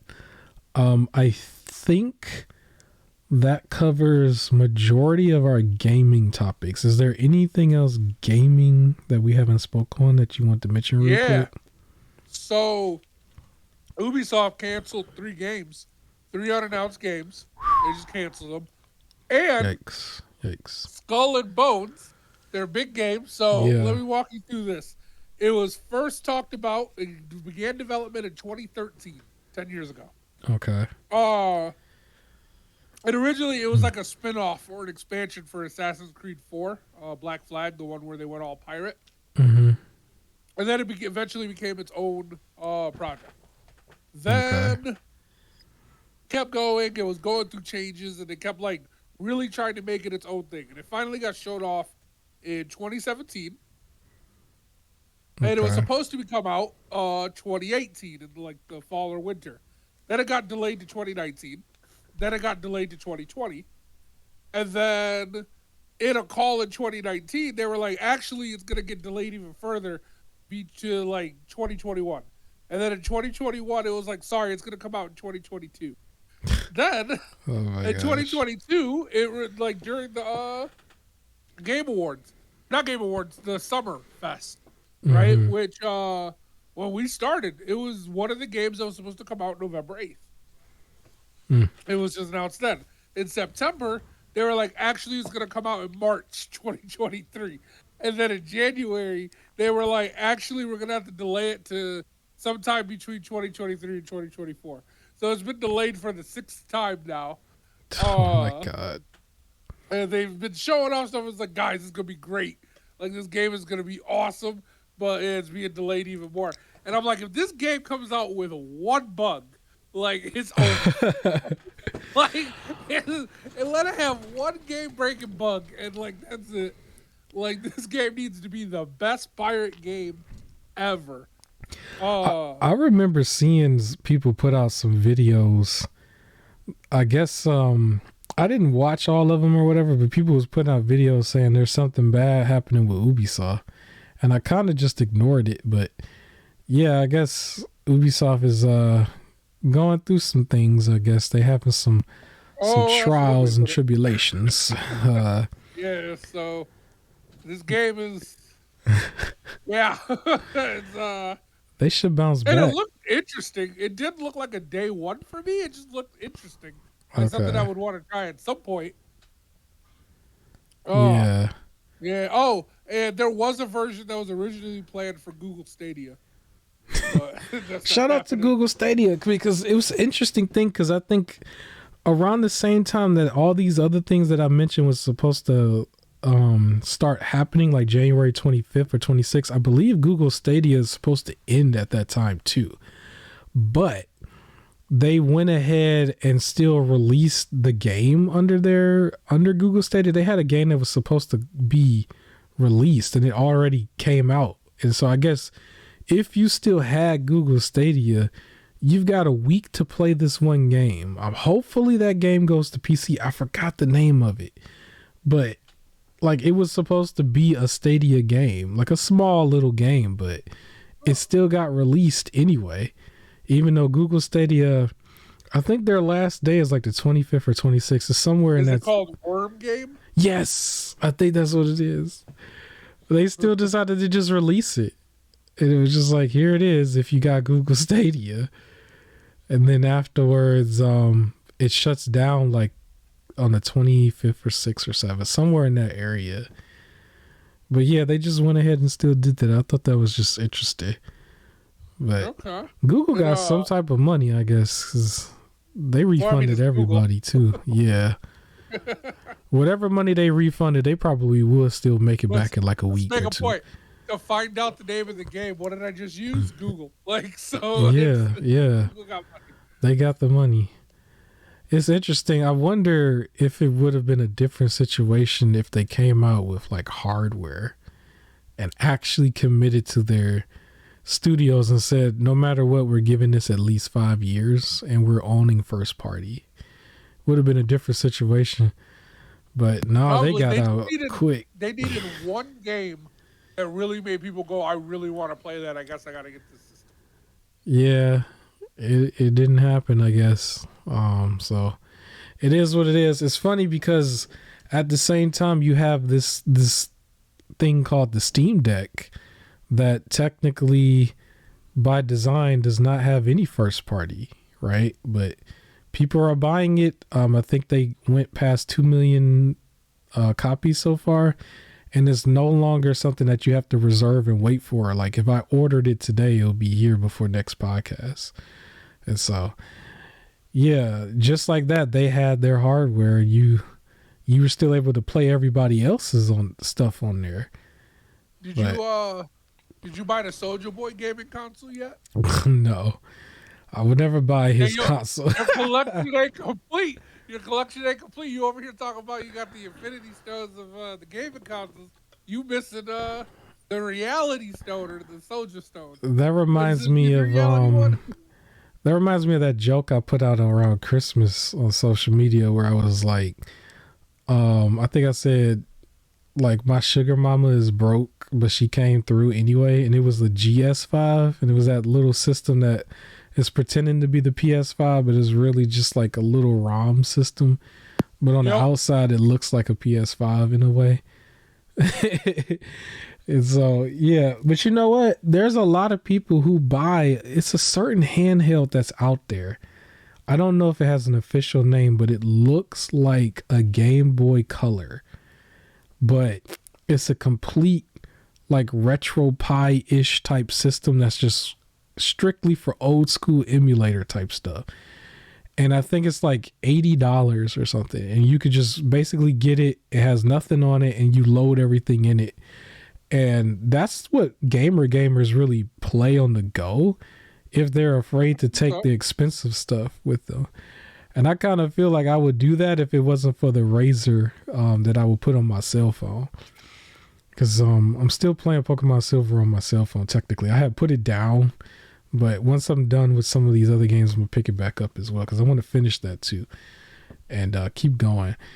I do actually want to mention real quick, because the backlogs, what I plan to do with my backlog is I want to play all the games I currently started but didn't finish. Then I want to continue going forward with some of their sequels and then focus on some of the PS Plus stuff, because that's still on borrowed time technically. That's kind of my plan with the backlog, but I have a couple of heavy hitters in there, like some of the actual Souls games that I've missed. I want to go back and play those, and I haven't started any of them yet. But mainly Dark Souls 1. the original. And I'm going by what I feel. So I had started Greedfall, and I got pretty far in it, but I just kind of like, I need to take a break from it. But they just announced Greedfall 2. So I'm like, oh, now I feel like I got to finish this game for the second one. Because I did enjoy it. So I'd probably play the second one, but it'll be a while. But like, I'm currently in the God of War. And when that's done, like, by the time I finish that, I'm pretty sure that's when Harry Potter comes out. So jumping onto that, and then we'll God see of what War was another one. God of War was another one because I only played the mainline ones. I never played because I think I sent you a message about it because I was just like making a plan to play certain stuff. But I didn't play Ascension and I didn't play the PSP version, Ghost of Sparta. And I think there's like one more there. And I think somebody also mentioned it was a mobile game too. I don't know if I'll ever do the mobile one, but I did want to play some of those old ones that I think is on the PS3 collection. So yes, they are. It comes with 1, 2, 3, and those two.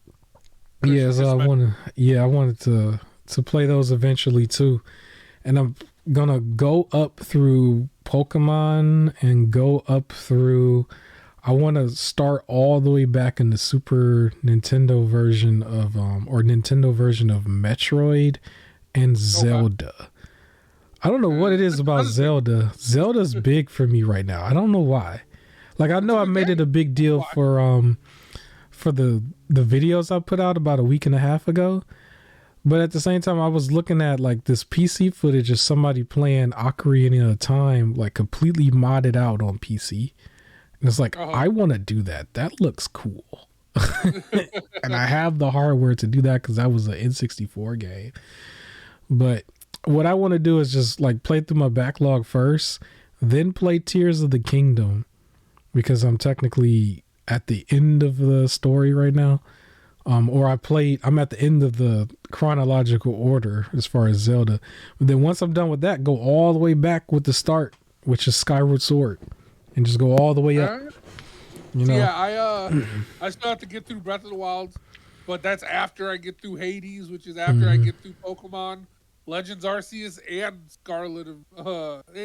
So there's a backlog. We'll get to things when I get to things. There's a bunch of PlayStation games that I want to get through. I'm just like, I'm taking my time. Like, I'm gonna get through stuff, and that's why I don't like outside of Harry Potter. Like, there's like 5 games I think coming out this year, and I'm really like, oh, I gotta get these. But other than that, anything that I don't feel like I'd interrupt what I'm currently playing to play. It's like Harry Potter. That's what that is for me. I'm gonna like, that's what I'll be playing. Either it'll be like, either I stop what I'm doing, or it'll be the next thing that I play. Everything else, if it's not on that, then it can wait. I'll wait till I'll get it cheaper because I just have too much to play right now. I gotta also throw the newer Resident Evils as well, 7, 8, and then whatever else comes out. Still gotta play through those. I started 7, but like I've barely gotten anywhere in 7, and then I gotta pick it back up. I didn't buy the third-person view mode or the expansion for Resident Evil 8 yet, but that's how I want to play Resident Evil 8. I want to play it in third person and then play that DLC with it. I think it's like $20 right now. Once I get to that point, I got to go through the other Resident Evils I haven't gone through yet and then go to that because I didn't play Revelations 1 and 2, but I do own it. And then a couple other ones here and there. So, yeah. So that's the energy that I'm on this year is play all of the old stuff that you already bought instead of trying to keep buying new stuff. Even though I did mention in this podcast that I bought something new, I only bought it because it was cheap. But I wanted to just go through them one by one. I'm on the Alan Wake kick right now, and A Plague's Tale: Innocence, I think, was something that I started on PS5 that I got to finish. So yeah, I'm just playing through what I already got through. Before I get to their next, their sequel. Speaking of sequels, I can mention real quick, because I don't think we mentioned it before. Wednesday, the TV show on Netflix has been locked in for its second season. I haven't watched the first one yet. That's another one that I think I'm going to go through and watch. Not this week, because I'm promising too much this week. Because I want to watch Last of Us first. But then I'm probably going to watch Wednesday right after I finish with Last of Us, or maybe in the middle of it, because I'm big on the old Addams Family. I've heard so far the new one, they still take liberties here and there just to keep up with today's crowd, but those two movies from the 90s or early 90s, man, top tier. Chef's Kiss. You don't watch Velma? No. I might even go back and edit this out. I'm not watching that. No, sir. I saw. I'll say what I want to say. Go ahead, say it. Go ahead, say it. Because we're in the movie section. Go ahead and say it. Well, yeah, no, but like, my issue is this isn't Scooby, like, because there's even no Scooby Doo. You change everything about the characters for the most part, and you're doing like your own thing. And I feel like if this was its own thing, fresh characters, own name, own show, and this was the premise, and it's clearly like inspired by Scooby Doo, but like it was its own thing, I would have watched it. Like I honestly would have watched it. It's the issue is you're pulling the Scooby-Doo characters and names so you don't have to build a backstory, and you're trying to capitalize off of nostalgia to then tell your own story, which one makes this fan fiction. So I don't really want to watch that. And two, to me, it's lazy storytelling. Like, you're not developing a character. You're just going to take something that already has a name and go, that'll get people to watch. And then you just start doing whatever you want with it and what you think the character would be like now. And it's like, well, no, just make it its own character. You could have made your own show with its own character name and everything like that. And with the premise alone and like being an adult comedy series, and I like adult cartoon stuff, I would have watched it. Like, it would be like, oh, another funny Scooby-Doo. One of my favorite shows is Mike Tyson's Mysteries, right? And it's clearly mocking Scooby-Doo or those type of shows, the Hanna-Barbera stuff. It's clearly making fun of it. And I love that show. It is one of my top 5 shows that I've watched. Like, I've rewatched the entire series about 6 times last year. Wow. It was just what I would turn on. Didn't he have like a talking pigeon or something? He did. It was a talking pigeon, a ghost. It was and then so his goofy. daughter, his adopted daughter, and then him. Yeah. And it was super funny. And I love that show. They didn't need to like use the Scooby-Doo names, and like, even though it's Mike Tyson, if it wasn't Mike Tyson, the premise still of the show alone is like super funny. It's just even better that it's Mike Tyson. And I feel like that's where this is messing up, where it's just you're trying to capitalize on nostalgia, which I'm already kind of annoyed with.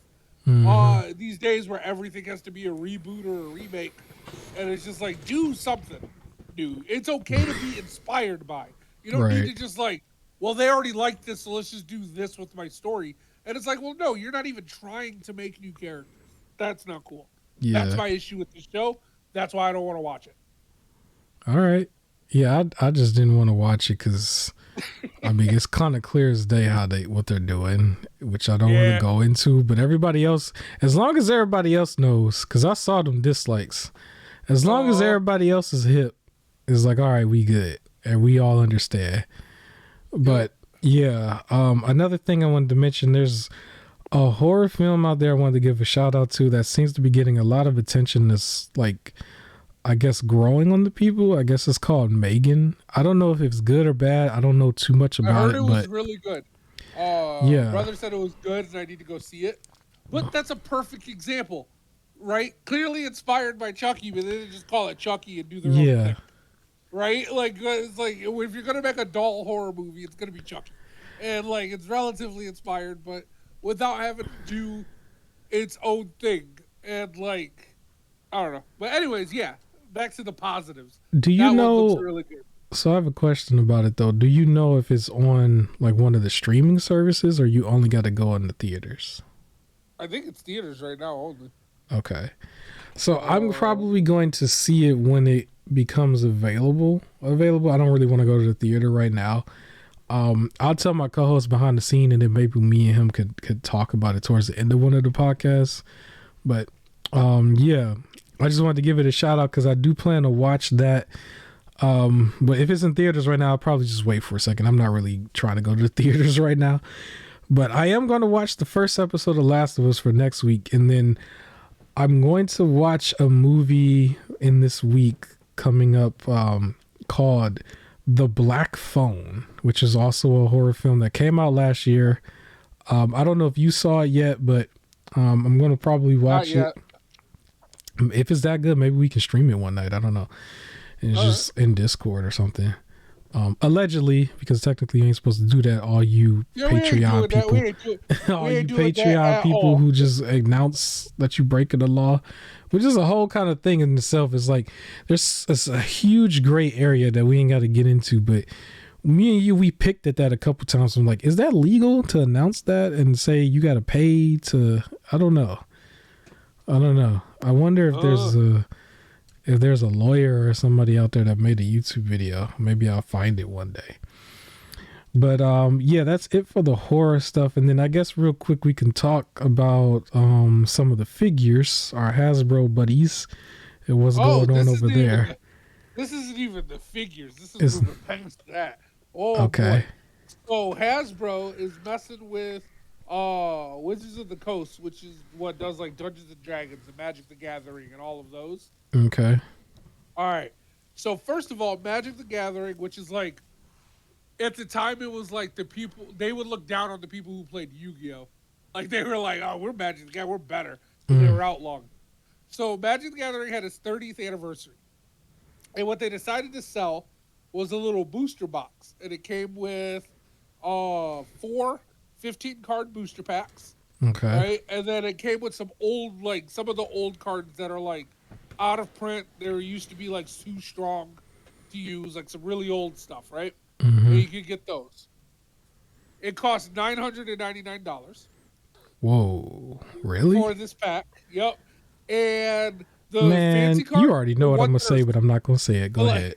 The cards that are super, like, the fancy old ones and everything. Yeah. Technically speaking, if you play in any sort of, like, outside of playing with friends, like any sort of tournament thing, you can't use these cards. They're already banned. Oh my gosh. There's that. And stores, like comic book stores and like card shops, were not allowed to sell these booster boxes. You had to only go online to purchase it. Right? Like Magic thrives out of card shops. Like I would say if you've ever driven past like a card shop or a comic book store, in the back there's just tables. I guarantee usually people are there. Because they get their money from like holding like little Magic the Gathering tournaments or things like that. And then like booster sales, like whenever a new booster pack comes out, I've been out with friends where we go to this event and you pay like $30 and you pretty much get first access to the booster and you play a bunch of games and battle each other, and then winners get like extra packs and everything. Mm-hmm. And it's like a nice little community building event, and then they release this thing for the 30th anniversary, and it's like $1,000. 2, it's not going to be in your like your card shops. Well, the thing that made you love Magic, yeah, it's not there. Buy it from us because we have money. Moving on, they've also infected Dungeons and Dragons. So Dungeons and Dragons got really, really big over the 2 years of being home. Right? A lot of people, this was their way of spending time with friends. So where it was already a relatively big thing, a lot more people got into Dungeons and Dragons over this time. It was the easiest thing to do a game night virtually. It was pre-set up that way, where you didn't have to put in money. You get to really spend time with friends, and it's a game that naturally can take hours and everything. So a lot more people got into it. And there's those channels that thrive off of it on Twitch. They do Dungeons and Dragons. There's that show on like Amazon, made by Critical Role. I don't know why I'm blanking on the name of the show. Legends of Vox Machina, which is a very popular campaign of theirs, where basically all these channels that make their money, they use the D&D license to make their own thing out of it. Well, Hasbro was like, yo, our biggest product isn't giving us the money that we want. Why? So what they decided to do is now send out a new thing where basically it's a new license agreement that everybody had to agree to from Wizards of the Coast that they would make money off of products. Like if you're using the D&D license to make your own thing, they get a percentage. If you make over $750,000 off of this stuff, then Hasbro gets 25% of the earnings. Now they may be like, well, that's a lot. That's 750,000. Yeah. The thing that has everybody upset is there's a clause in there that basically says Wizards of the Coast is allowed to edit how they feel about these rules and give you a 30-day notice. So they can randomly just out of nowhere be like, actually give us 75%. Or randomly like, no, you know what? If you make any profit, pay us now. And like, there's a 30-day notice and you just have to agree to it. They can change the clause of this contract at any point that they want to try and like squeeze more money out of it. So there's a lot of the heavy D&D people who are now like, they've ended their thing on Pathfinder, which is where people can upload campaigns for other people to try out if you don't want to make your own. They've like canceled subscriptions. They've moved away from a lot of the Dungeons and Dragons stuff to like protest it. Like, yo, you're trying to like mess with us right now, so we're done. And Wizards of the Coast saw it. It was like, hey, it's a learning experience for all of us. Learning and experience. Like we heard you, and we're all learning. And the way they like kind of apologized for what they were doing was very like gaslighty, where it was like a weird thing. It was just like, hey, we all made a mistake. We all learned from it. We're all good. Like, we did some things. Y'all did some things and everything, but we hear you. We're fine now. But Hasbro's trying to squeeze money. I don't know what's going on with Hasbro, if they're like losing money and they need to catch up, or they just corporate greed is getting to corporate greed, but they're like going through their stuff and squeezing money. And you have Magic is a fan base that is loyal, D&D is a fan base that is loyal, and they're messing with them because they're like, you're not producing enough money for us. And they're saying, well, we're fighting back. I think Hasbro secretly doesn't have as much money as we think they do. Yeah, because I would put it past. The stuff that I was following before, for anybody who might know, is like all the Power Ranger stuff. I'm still on the fence on whether or not I'm going to get the Dragon Zord. I just kind of left it alone for a while. But the main things that I wanted was the Ninja Rangers. I talked it up until they finally announced it, and then I finally got them all right. But before that, and all the other ones, it was like stuff was just sold out, what seemed to be over a year, you know, and then it was just like, here's something you can pre-order, but you have no idea when you would actually get it, right? Like some of the figures, like you could pre-order it, but you wouldn't even get it for like a year, like something you pre-ordered. It was just like, what is going on? Because it's not like with the video game industry, it's like you were dealing with the hardware stuff. There was the whole chip shortage thing. There was games that came out buggy or broken or delayed, all that stuff. It's like, what was going on for a piece of plastic that you just molded into a Power Ranger? It was like, how was you not able to just get this stuff ready to go? What's going on with it? It didn't need a chip, right? And so they're kind of still in that situation, but they've gotten a little bit better. But it was just like, here's so many different figures under Hasbro that was just always sold out. You never got a chance to even buy them.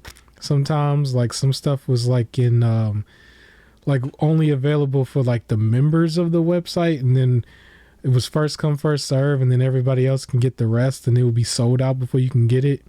If you remember, one of our friends had got the Gold Ranger and Red Ranger 2-pack. I was going to get the same thing, but he had a membership and I didn't, so it got sold out before I can even get it. And I was prepared to get it, and now technically I can never get it, right? Even though I got both figures separately, right? It was like situations like that, and it was just like a Hasbro thing. And then there was also the other situation where shipping and handling got messed up, and so some people had to get orders canceled while some of us actually got duplicate orders. I was one of them who got duplicate of one of their figures. Yeah. But it happened more than once. It happened for two different things for me. And then other people, like, they didn't have enough, but at the same time, it was like they were only doing a limited amount of certain figures anyway. So it would have been possible that you would have never even had a chance to even get it. And the only reason why they made more available was kind of a PR thing because they screwed up the shipping and handling at that time. And so I was always just saying, like, yo, what is going on with Hasbro in general for anybody who's like a collector like me? Like, what is going on? So I found the statement. They went back on like the stuff they were trying to do. They let the people, like, they heard them and they went back. Because everybody, like, their big hitters were right away was like, cancel, like, just closed out. It was like, we're done. And somebody was already do one. So they went back on the agreements. And the way they ended their statement, they never really said sorry, but they were like, you're going to hear people say that they won and we lost because making your voices heard forced us to change our plans. Those people will only be half right. They won. Like, they won and so did we. That was their closing statement about this whole thing. It was like, they didn't win. We all won. Yeah.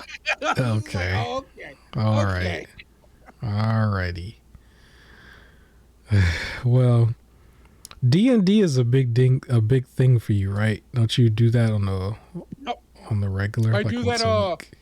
Yeah, I usually do that once a week. We've slowed down a little bit because everybody busy, so like twice a month. But then I don't think we mentioned it. Cyberpunk Dungeons and Dragons as well, like Cyberpunk Red. Yeah. Which is its own campaign, but it plays out similar to Dungeons and Dragons. And like, if I had more people that was into it, there's technically a Power Rangers one as well. That's already stylized that way, and Marvel's also making one as well, where you can either be one of the heroes or make your own. Everyone's getting into the format for those. You mentioned Cyberpunk. I wanted to mention real quick because Cyberpunk was another game that I bought that I hadn't played. Actually, because everybody was getting real hyped to play that game after the anime, I wanted to watch the anime first. That's another one where I'm going to watch the anime first and then play the game. You've watched it all the way through? Oh, yeah. And so that's definitely an anime that you would recommend to the people, right? Oh, yeah. It's good. Okay. Top notch. Definitely one to watch. If you're not an animation fan, still watch it. Like, I don't know. Like, it's weird to me that people are just like, animation is not like a kid show. You gotta stop like dealing with that way. Like, animation can sometimes you can portray certain things that won't look right with like people. And if you know anything about Cyberpunk, it's a very technologically gross but like captivating world. Right. And it's gonna look really weird to have to CGI's like people's hands becoming like guns and all this other weaponry when you could just do that in animation. It's much better, but like this one, it's top tier. It's a really good one. All right. Any last thing you want to go over before we get into our main event topic?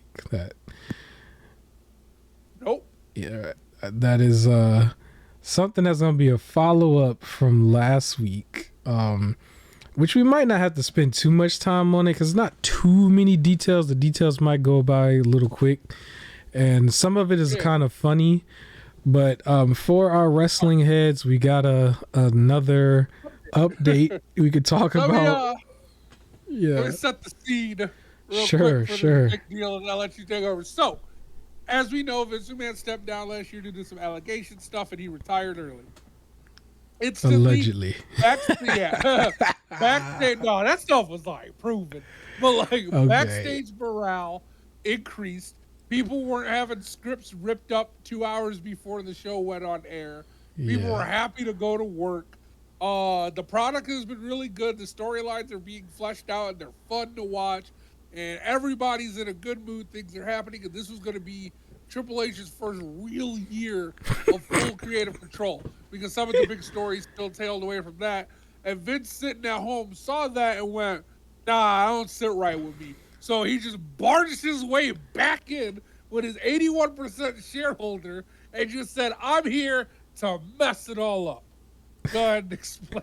It was just such a moment. Like, Vince is probably the heel in real life. Like, he is probably like true, like top tier. I can't think of nobody who's like more of a bad guy.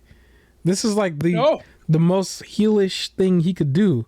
And it's not even on camera. It's just off camera. It's like he's been a heel behind the scenes almost as much now as it was as Mr. McMahon as Mr. McMahon on camera back in the 90s. At least that one was a character. He was just like, nah, this is nah, he's showing his old he has not changed. He has not changed. And it's even worse now because it's more senile with it. It's almost like I refuse to let this go the way y'all want it to go. This is how I want it to go, no matter what. This is my company. I built it. I did all these things. The major, all the major decisions was my decisions. Like, it's interesting because we never really mentioned it this podcast, but I think we mentioned it before, but there's a controversy that's surrounding Hogwarts Legacy. We don't even have to go into the details. Everybody knows what that controversy is. But here's the thing, though. The creator of the Hogwarts Legacy is not even really involved with like the ongoing stuff the way it was before. You know? So you can't really like, there's some people out there that wants to like boycott the game and everything. And their reason is because of like her comments or whatever, right? But it's way different than Vince McMahon, because Vince McMahon is like so hands-on with every little detail from match to all the storylines and stuff. We've heard of all those like horror stories almost with like, you pay all these people to do this type of work and then you read it and just be like, all of it's bad every day. And we're going to change it last minute. It's like with him is like, no, I am hands-on. Whatever I've done, whatever I've said, it don't matter. I'm still right here and I'm right a part of this, whether you like it or not. And I'm going to go even far. I'm going to go far enough into it to where I'm just going to say, you know what? This place is up for sale. It's just up for sale now. Why? Just because... we never got an actual, like, did we get a statement as to why it's up for sale all of a sudden? Is it even, because if he can't have it, no one can. That's it. Is it? That's gotta be it. It gotta be it. If, there's no other reason. Private, so part of the reason why I think he can't be all up in charge and everything is because all these networks are like, optics look bad, right? Like, you paid hush money and you got to get rid of the bad person. You don't have to do that if the company's privately owned. So him selling to somebody and them agreeing that he gets to stay because it's privately owned, he gets to do what he wants and no one can kick him out. So now it's no longer you have to stay home because of optics. Who cares about the optics? This is mine.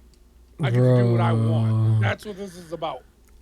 And it's like, I think he felt some type of way from having to step down because of the circumstance and everything. And he probably felt some type of way over the years from the direction of the show and all of the people saying certain things about it because of him having the sponsorships and stuff. Like, I've always heard that excuse. I think even Triple H used to say it. Like, the sponsors, the reason why, the reason why they can't go so far with certain characters and do certain things and they can't just say and speak on the mic how they want is because of sponsorships. And maybe at some point it was like, okay, it's one thing for the sponsorships to slow certain things down, but at the end of the day, I could still determine the outcome of matches and things. But it's another thing for the sponsorships to say, I got to step down. It's like, if everybody else get cut, shout out to Damien Sandow. That was somebody who I thought was done wrong a long time ago. It's like, but when it happened to me, it's like, oh no. That's what I'm thinking. I think it's like when it happened to Vince himself, it didn't sit right with him. It did not sit right with him. And he was already, because I think the joke before this happened was that he was like, yeah, I'm ready to come back. And we didn't know if he was going to actually try to do it or if he even had the ability to do it. Because the way I would have thought of it was that he wouldn't have had the ability to do it just because it was a publicly traded company and blah, blah, blah, blah, blah, all that stuff. But he owned mostly shares. Yeah, so he put himself back on the board, right? And Stephanie quit that same immediately. She quit. And you know what's funny? Because we don't have the letter. But I remember looking at the letter. It didn't even look that professional to me. If you look how that looked, it was like in the middle. Some paragraphs was indented. Some of them wasn't. One of them was like one sentence long. She threw it together, threw it out there and left. That's how it looked. Maybe somebody else looked over it afterwards. It didn't even look like it was a professional thing. It was like, who writes a letter like that? It didn't look right. And it was just like, yo. So you got to be feeling for Triple H. Triple H probably feels the same way. They're married, right? They talk about everything. So he probably just still wants to stick around with it a little bit more. But then, like, it was just a crazy thing because afterwards, that's when you had all of these different rumors come out.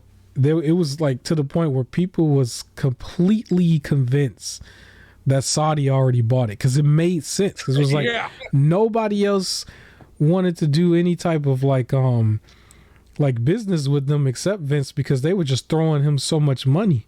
So it would have made sense because they also have the money, you know, to do it.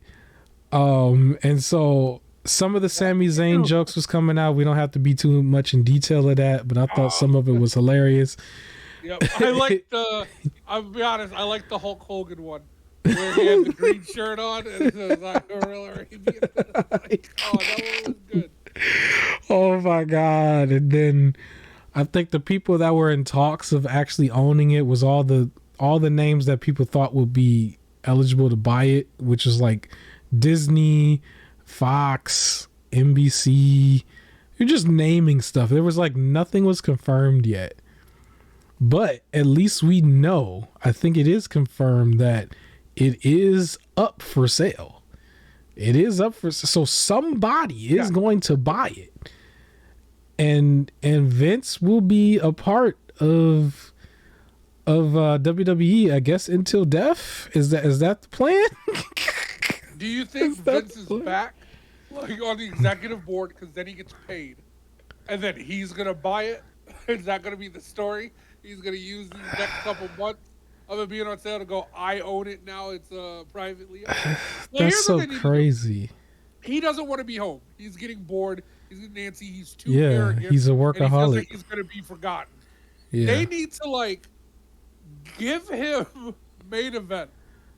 Just tell him he gets to do whatever he wants. Or they got like so many different titles. It's like, okay, you just get control of creative on this one title, I guess. I don't know. But no, I was thinking like for the show main event, right? Because they have Raw, SmackDown, NXT, main event, and NXT Level Up. Give him main event, and he gets to do whatever he wants. Or main event with casting whoever he wants. He can have Goldberg win every night. It sounds like he won it all. He won it all. He went for it all. He wants it all. If there's a rumor that he could just put himself back in control of creative. If that happens, I will not watch anymore. Like now, Triple H is in control. Yep, I already only really watched the pay-per-views or the premium live events. I used to watch NXT, and then he took over NXT, and I feel like it's never been the same since, and he ruined it. So I don't watch NXT. I might tune back in to see if they've gotten better, but I did feel like he ruined it. When he was like, nah, I'm stepping in as NXT 2.0. It ruined everything. Because that was the only wrestling I watched. NXT and I watched premium live events. I don't watch any of them but premium live events. And the Royal Rumble's coming up, and that's my favorite pay-per-view ever. That's my favorite one. And I will stop watching the moment he says I'm back in control of creative. There was this, I think there's a YouTube channel where people would do what's called shoot interviews, and they used to sell these interviews after so much time, because they weren't making any money anymore or whatever. They started throwing them on YouTube, and a lot of it was just all centered around Attitude Era, right? And WCW and that whole time frame, ECW.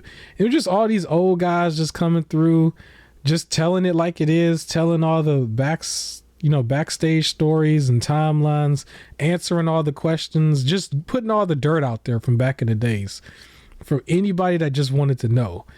And that information had been out there for years. And at some point I was just like, I can't really watch all of this. I'm not going to watch any more of this. It's like, I get it. Like, I remember the Eric Bischoff one was the one where it was like the last one for me, because it was just like 4 hours long, and it was just him just talking about a lot of WCW stuff, but he still was a little vague on everything, because he still kind of wants a job in WWE no matter what. Yeah. But it was just like, okay, at some point it was just like, you got some people who either like their job or they didn't, and they're bitter about it or not. And like, the one that really is cringy was really Bret Hart. I'm a huge fan of Bret Hart, but it's like, it's only so many times you could talk about the screw job thing, right? It's like, it's only so much you could talk about. It's like, it was one night and it was one time frame. You got to let it go at some point, right?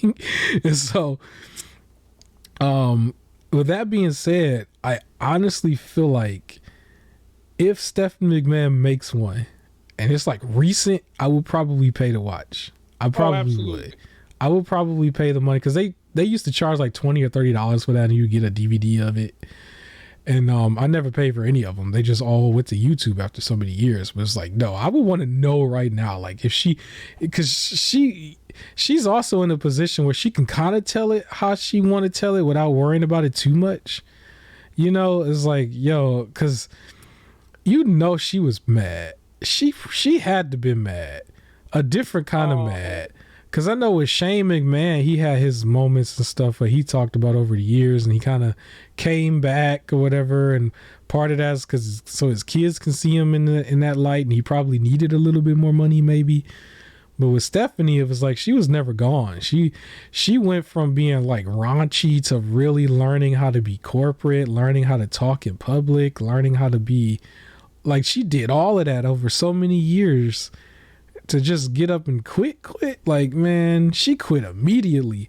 And that's what made the Saudi rumors like click so much. It was like, yo, why would she quit like that? Maybe I don't know, but if you really think about it, the only thing so far that has happened was that her dad just came back. So you would think it wouldn't be that bad if she worked that whole time and was doing this whole thing. But at the same time, keep in mind, like, it's like you are now co-CEO, so the only other person you have to like confirm things with is your equal, Nick Khan. Yeah. And then all of a sudden, Dad walks back in, and now every time you try to do something, he goes, no. Right, and there's probably also the family dynamic off camera, where it's like, you know, this was your parent for your whole life. Yep. Right, and now he's really your parent, because the rest of us, our parents was our parents until we grown, and then we still, like, we called them parents, but they're not telling us what to do anymore. Like, he would have been in a position where he's literally telling her what to do for life, basically. Yep. And it was like, this might have been the one. It might have been the one time she probably would have had the freedom away from her father's control. Like, it's more than just wrestling. And then it was taken away that fast, like within a month or two, right? How long is it? They only had like a couple months, right? Oh, like, I mean, since like summer. Yeah. And so I just thought it feels like only 2 months. It does. It feels so short. But it's just, dude, like, it's just so. Like, he doesn't need to be there. Like, just go play 2K22 at home. He want to play it in real life. Run this stuff. He's just gonna ruin everything. Yeah, it was just but like, it's crazy because it's just he's mad because nobody wants him there. Yeah. So yeah. And Stephanie was just, you know, like, I quit. I'm done. Bye. Like, I got enough money. I don't need this. I can be with my kids. Be happy. Yeah. Right. Like, I don't want to be around you. Basically. Yeah. And it's just like. don't know. I saw the memes where they were like Steph McMahon is all elite, and they put the graphic up. Yep. That was a rumor that was interesting. I need Freddie Prinze Jr. to go ahead and make his wrestling company that he plans on making and everything, so I have something to watch. It would have been a very interesting thing because I know one of the rumors was that Tony Khan was going to get it, and I think that might have got shut down already. Yeah, but I know. Here's the thing. Like when people say that it could happen, things like that. Yeah. There's absolutely no way Vince would sell to someone where the narrative would be he lost. Yeah, that's right? What I was going to say. I was like, he ain't losing. Yeah. That's what for sure. It would almost be like the Activision deal. That's the one where he's trying to block, if anything. That's the main one that it makes the best sense and most sense for the wrestling fans, but the optics of it would be too much for him. He would have to be gone first.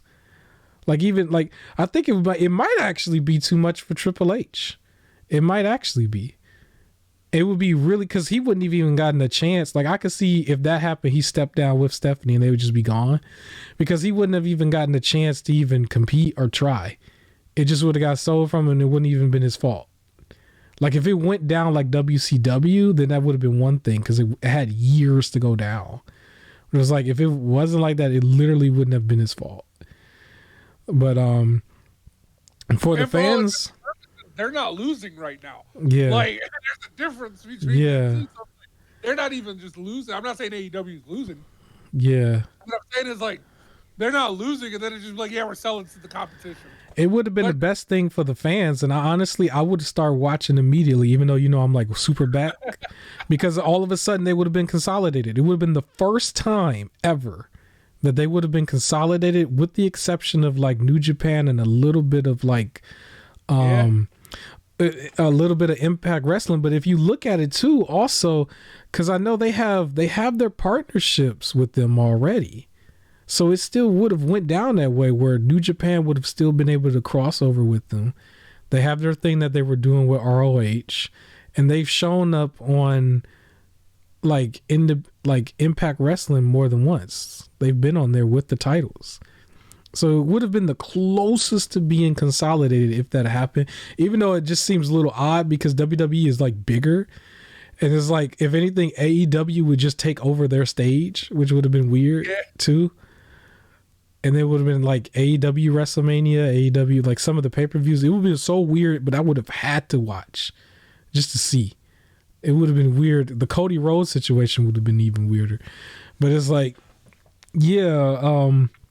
anybody else who buys it, I don't know what would happen. Because if it's still set up where somebody else just buys and he still has a majority share, it is just a ploy for him to be back in charge. But it's just like, the company is so big and so much is going on that like we're really going to throw it all away for like an ego thing or something. He don't care. He don't care because what's the alternative? Just sit in the house and be retired? He don't want to do that. He don't want to do it. He want to go until he croaks. He's going to go until he croaks. That's what everybody used to always say. I think it's confirmed now. That's got to be a confirmed thing.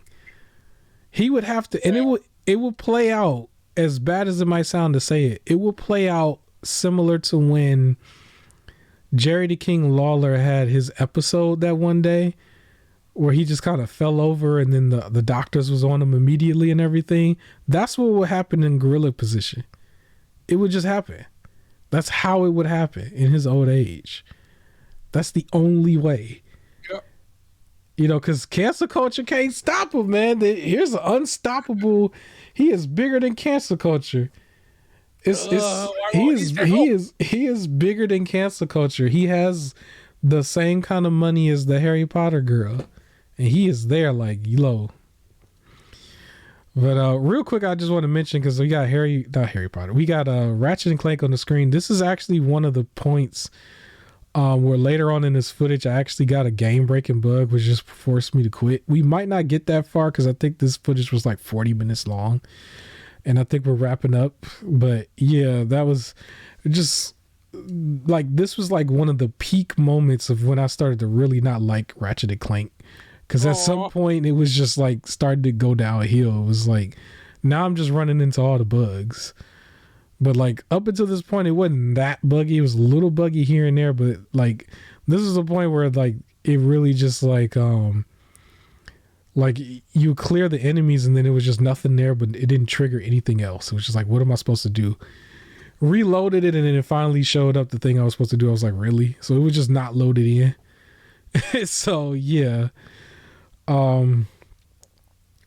I guess I don't know what else we can talk about as far as WWE, but yeah, so Stephanie is gone. Triple H is still gonna stay for now. There's that other guy there, the other Khan, which I don't know too much about. Has he showed on TV or is he like behind the scenes? He's here behind the scenes. The way it's like, what was his position before Vince was forced to step down? What was he? Because he kind of looked like a new face. Directly under CEO. Yeah, he was like a new face because I didn't usually see him. Later. Yeah. Vince is like, nah, you gonna... He joined in 2020 as the okay, so yeah, he's new. Officer. Okay. Yeah, Vince is like, nah, I'm back. So he's gonna get pushed down along with Triple H. But Triple H, as of right now, is still ahead of creative. You know that's gonna change. You know it's gonna change because that was his spot. That's because he that's the one thing he was doing. That's what he wants back. That's gonna change. I want that. I just don't want that. Because there goes Johnny Gargano. Anybody short is out. Bro, that's another thing that was funny because that's the joke. Remember the joke was like, watch everybody, because this was back when he was just saying it. But everybody was trying to leave AEW and go back. That's what everybody was trying to do. Yep. And then the second they all started doing that, he was just like, surprise! This is my company. Dog, I would have cried seeing him walk to the door. Like, he would have walked to the door and I would have been like, no! Like, I would have been fired on the spot from yelling no. Like, there goes that. There goes coherent storylines. Like, now it's going to be like, who cares? We're not going to finish the storyline. Just scrap it midway. That person, get rid of their first name. That person, get rid of their first name. Let's change the gimmick right now. Who are you? Why are you here? You're gone. Why is it Brock Lesnar? Brock, if he is controlling creative before the end of the month, Brock Lesnar is winning the Royal Rumble. Oh yeah, I think they said Brock Lesnar had a statement, but I didn't see the statement. Let me mention real quick. So for Ratchet and Clank, this was the point. I cleared all the enemies that was inside the building. There's like a couple ships that's moving around. You're not supposed to be able to blow them up. You can see I'm trying to. I literally went through all my things. You see that thing that's glowing right there that says it's locked? You see that? It's supposed to have an icon that either was like a square or a circle or something. It's supposed to be unlocked, once you clear out all the enemies. Yeah, it never did it in this point. And I didn't know what was going on. I thought I had to kill them things. But at some point, I think I did, and it still didn't do it. And then I had reloaded and finally did it. But this footage kept going for like another 10, 15, 20 minutes. So me just trying to figure out like what's going on.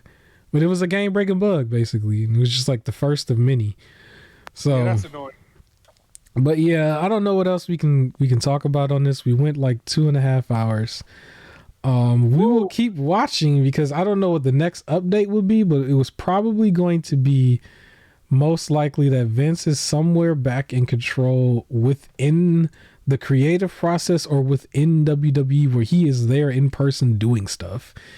And we'll report on that, and then maybe it might actually get sold to somebody as well. We'll report on that, so we'll follow it. I think that the sell needs to happen before he can get back into the creative. Because get back into the company was because he's a major shareholder, but I don't think it doesn't allow him to do anything else. Yeah. As of now, but selling to a private company will then allow him to take whatever position he wants. If the private company says, we want him in that position, which is probably part of the deal. Yeah. What he's saying is like, you buy it, you let me do this. So yeah, we'll see. It'll all be ruined. One of the things also to mention, because I think that Saudi rumor was like to the point where the actual wrestlers were believing it too. And I remember seeing where they were saying that if that had happened, there were multiple wrestlers that was prepared to just leave. I remember hearing that. We already know one of them that was probably going to leave. Actually, two. Yeah. Because of his friend, two. So we know for sure two that would have left. Oh, that SmackDown graphic was hilarious. But like, real quick though, like, how would that have even worked? Like, would they just start all of a sudden having more? They would have had more shows there, but like at the same time, like more shows there. Vince would have been back in charge. They probably would have had a rule like, I don't know, less women's matches, or they have to come. Oh my god, it would have like realistically, they would have lost a lot of people. They definitely would have lost girls, because also it's opening, like Sasha Banks, Mercedes at the same time is really opening a door for a lot of women. Like that would have been very catastrophic. Like let's say that was real, bro. So many women will be right there in Japan, right with her. All of the Four Horsemen girls, they all would have been there. All of them. Like, and then some of the other ones like might either go back to like UFC or just be done. But like the up and coming, they will either go to AEW or they will go straight to Japan. And then so everybody who came from ROH, like those type of people, the indie people, all of them will either be in AEW or Japan. Like I could see all of them people leaving. It wouldn't even take that long for like the NXT and stuff. All them type of people, it would have been disastrous. Like they would have bought an empty product, because I really do think like more than half would have just been like they would have showed their true colors. It would have been interesting too for like somebody like Roman Reigns and that whole group, because they've got like I couldn't even imagine The Rock would step in to protect them, because he bought Tamina a house, right? So he would be like y'all gonna be extras in my movies going forward, like on some Adam Sandler's type stuff. Like like they would have been gone too, the tribal chief. So it would have been like WWE would have been destroyed, all because of Vince. He wouldn't have nobody to conquer as much as he want to do it. But we're gonna keep following that story. Anything else you want to say about that before we wrap this up? We went off for a while. Just I don't want him there. Hit the like button. This is overtime, 2.5 hours. Thank you so much for being here.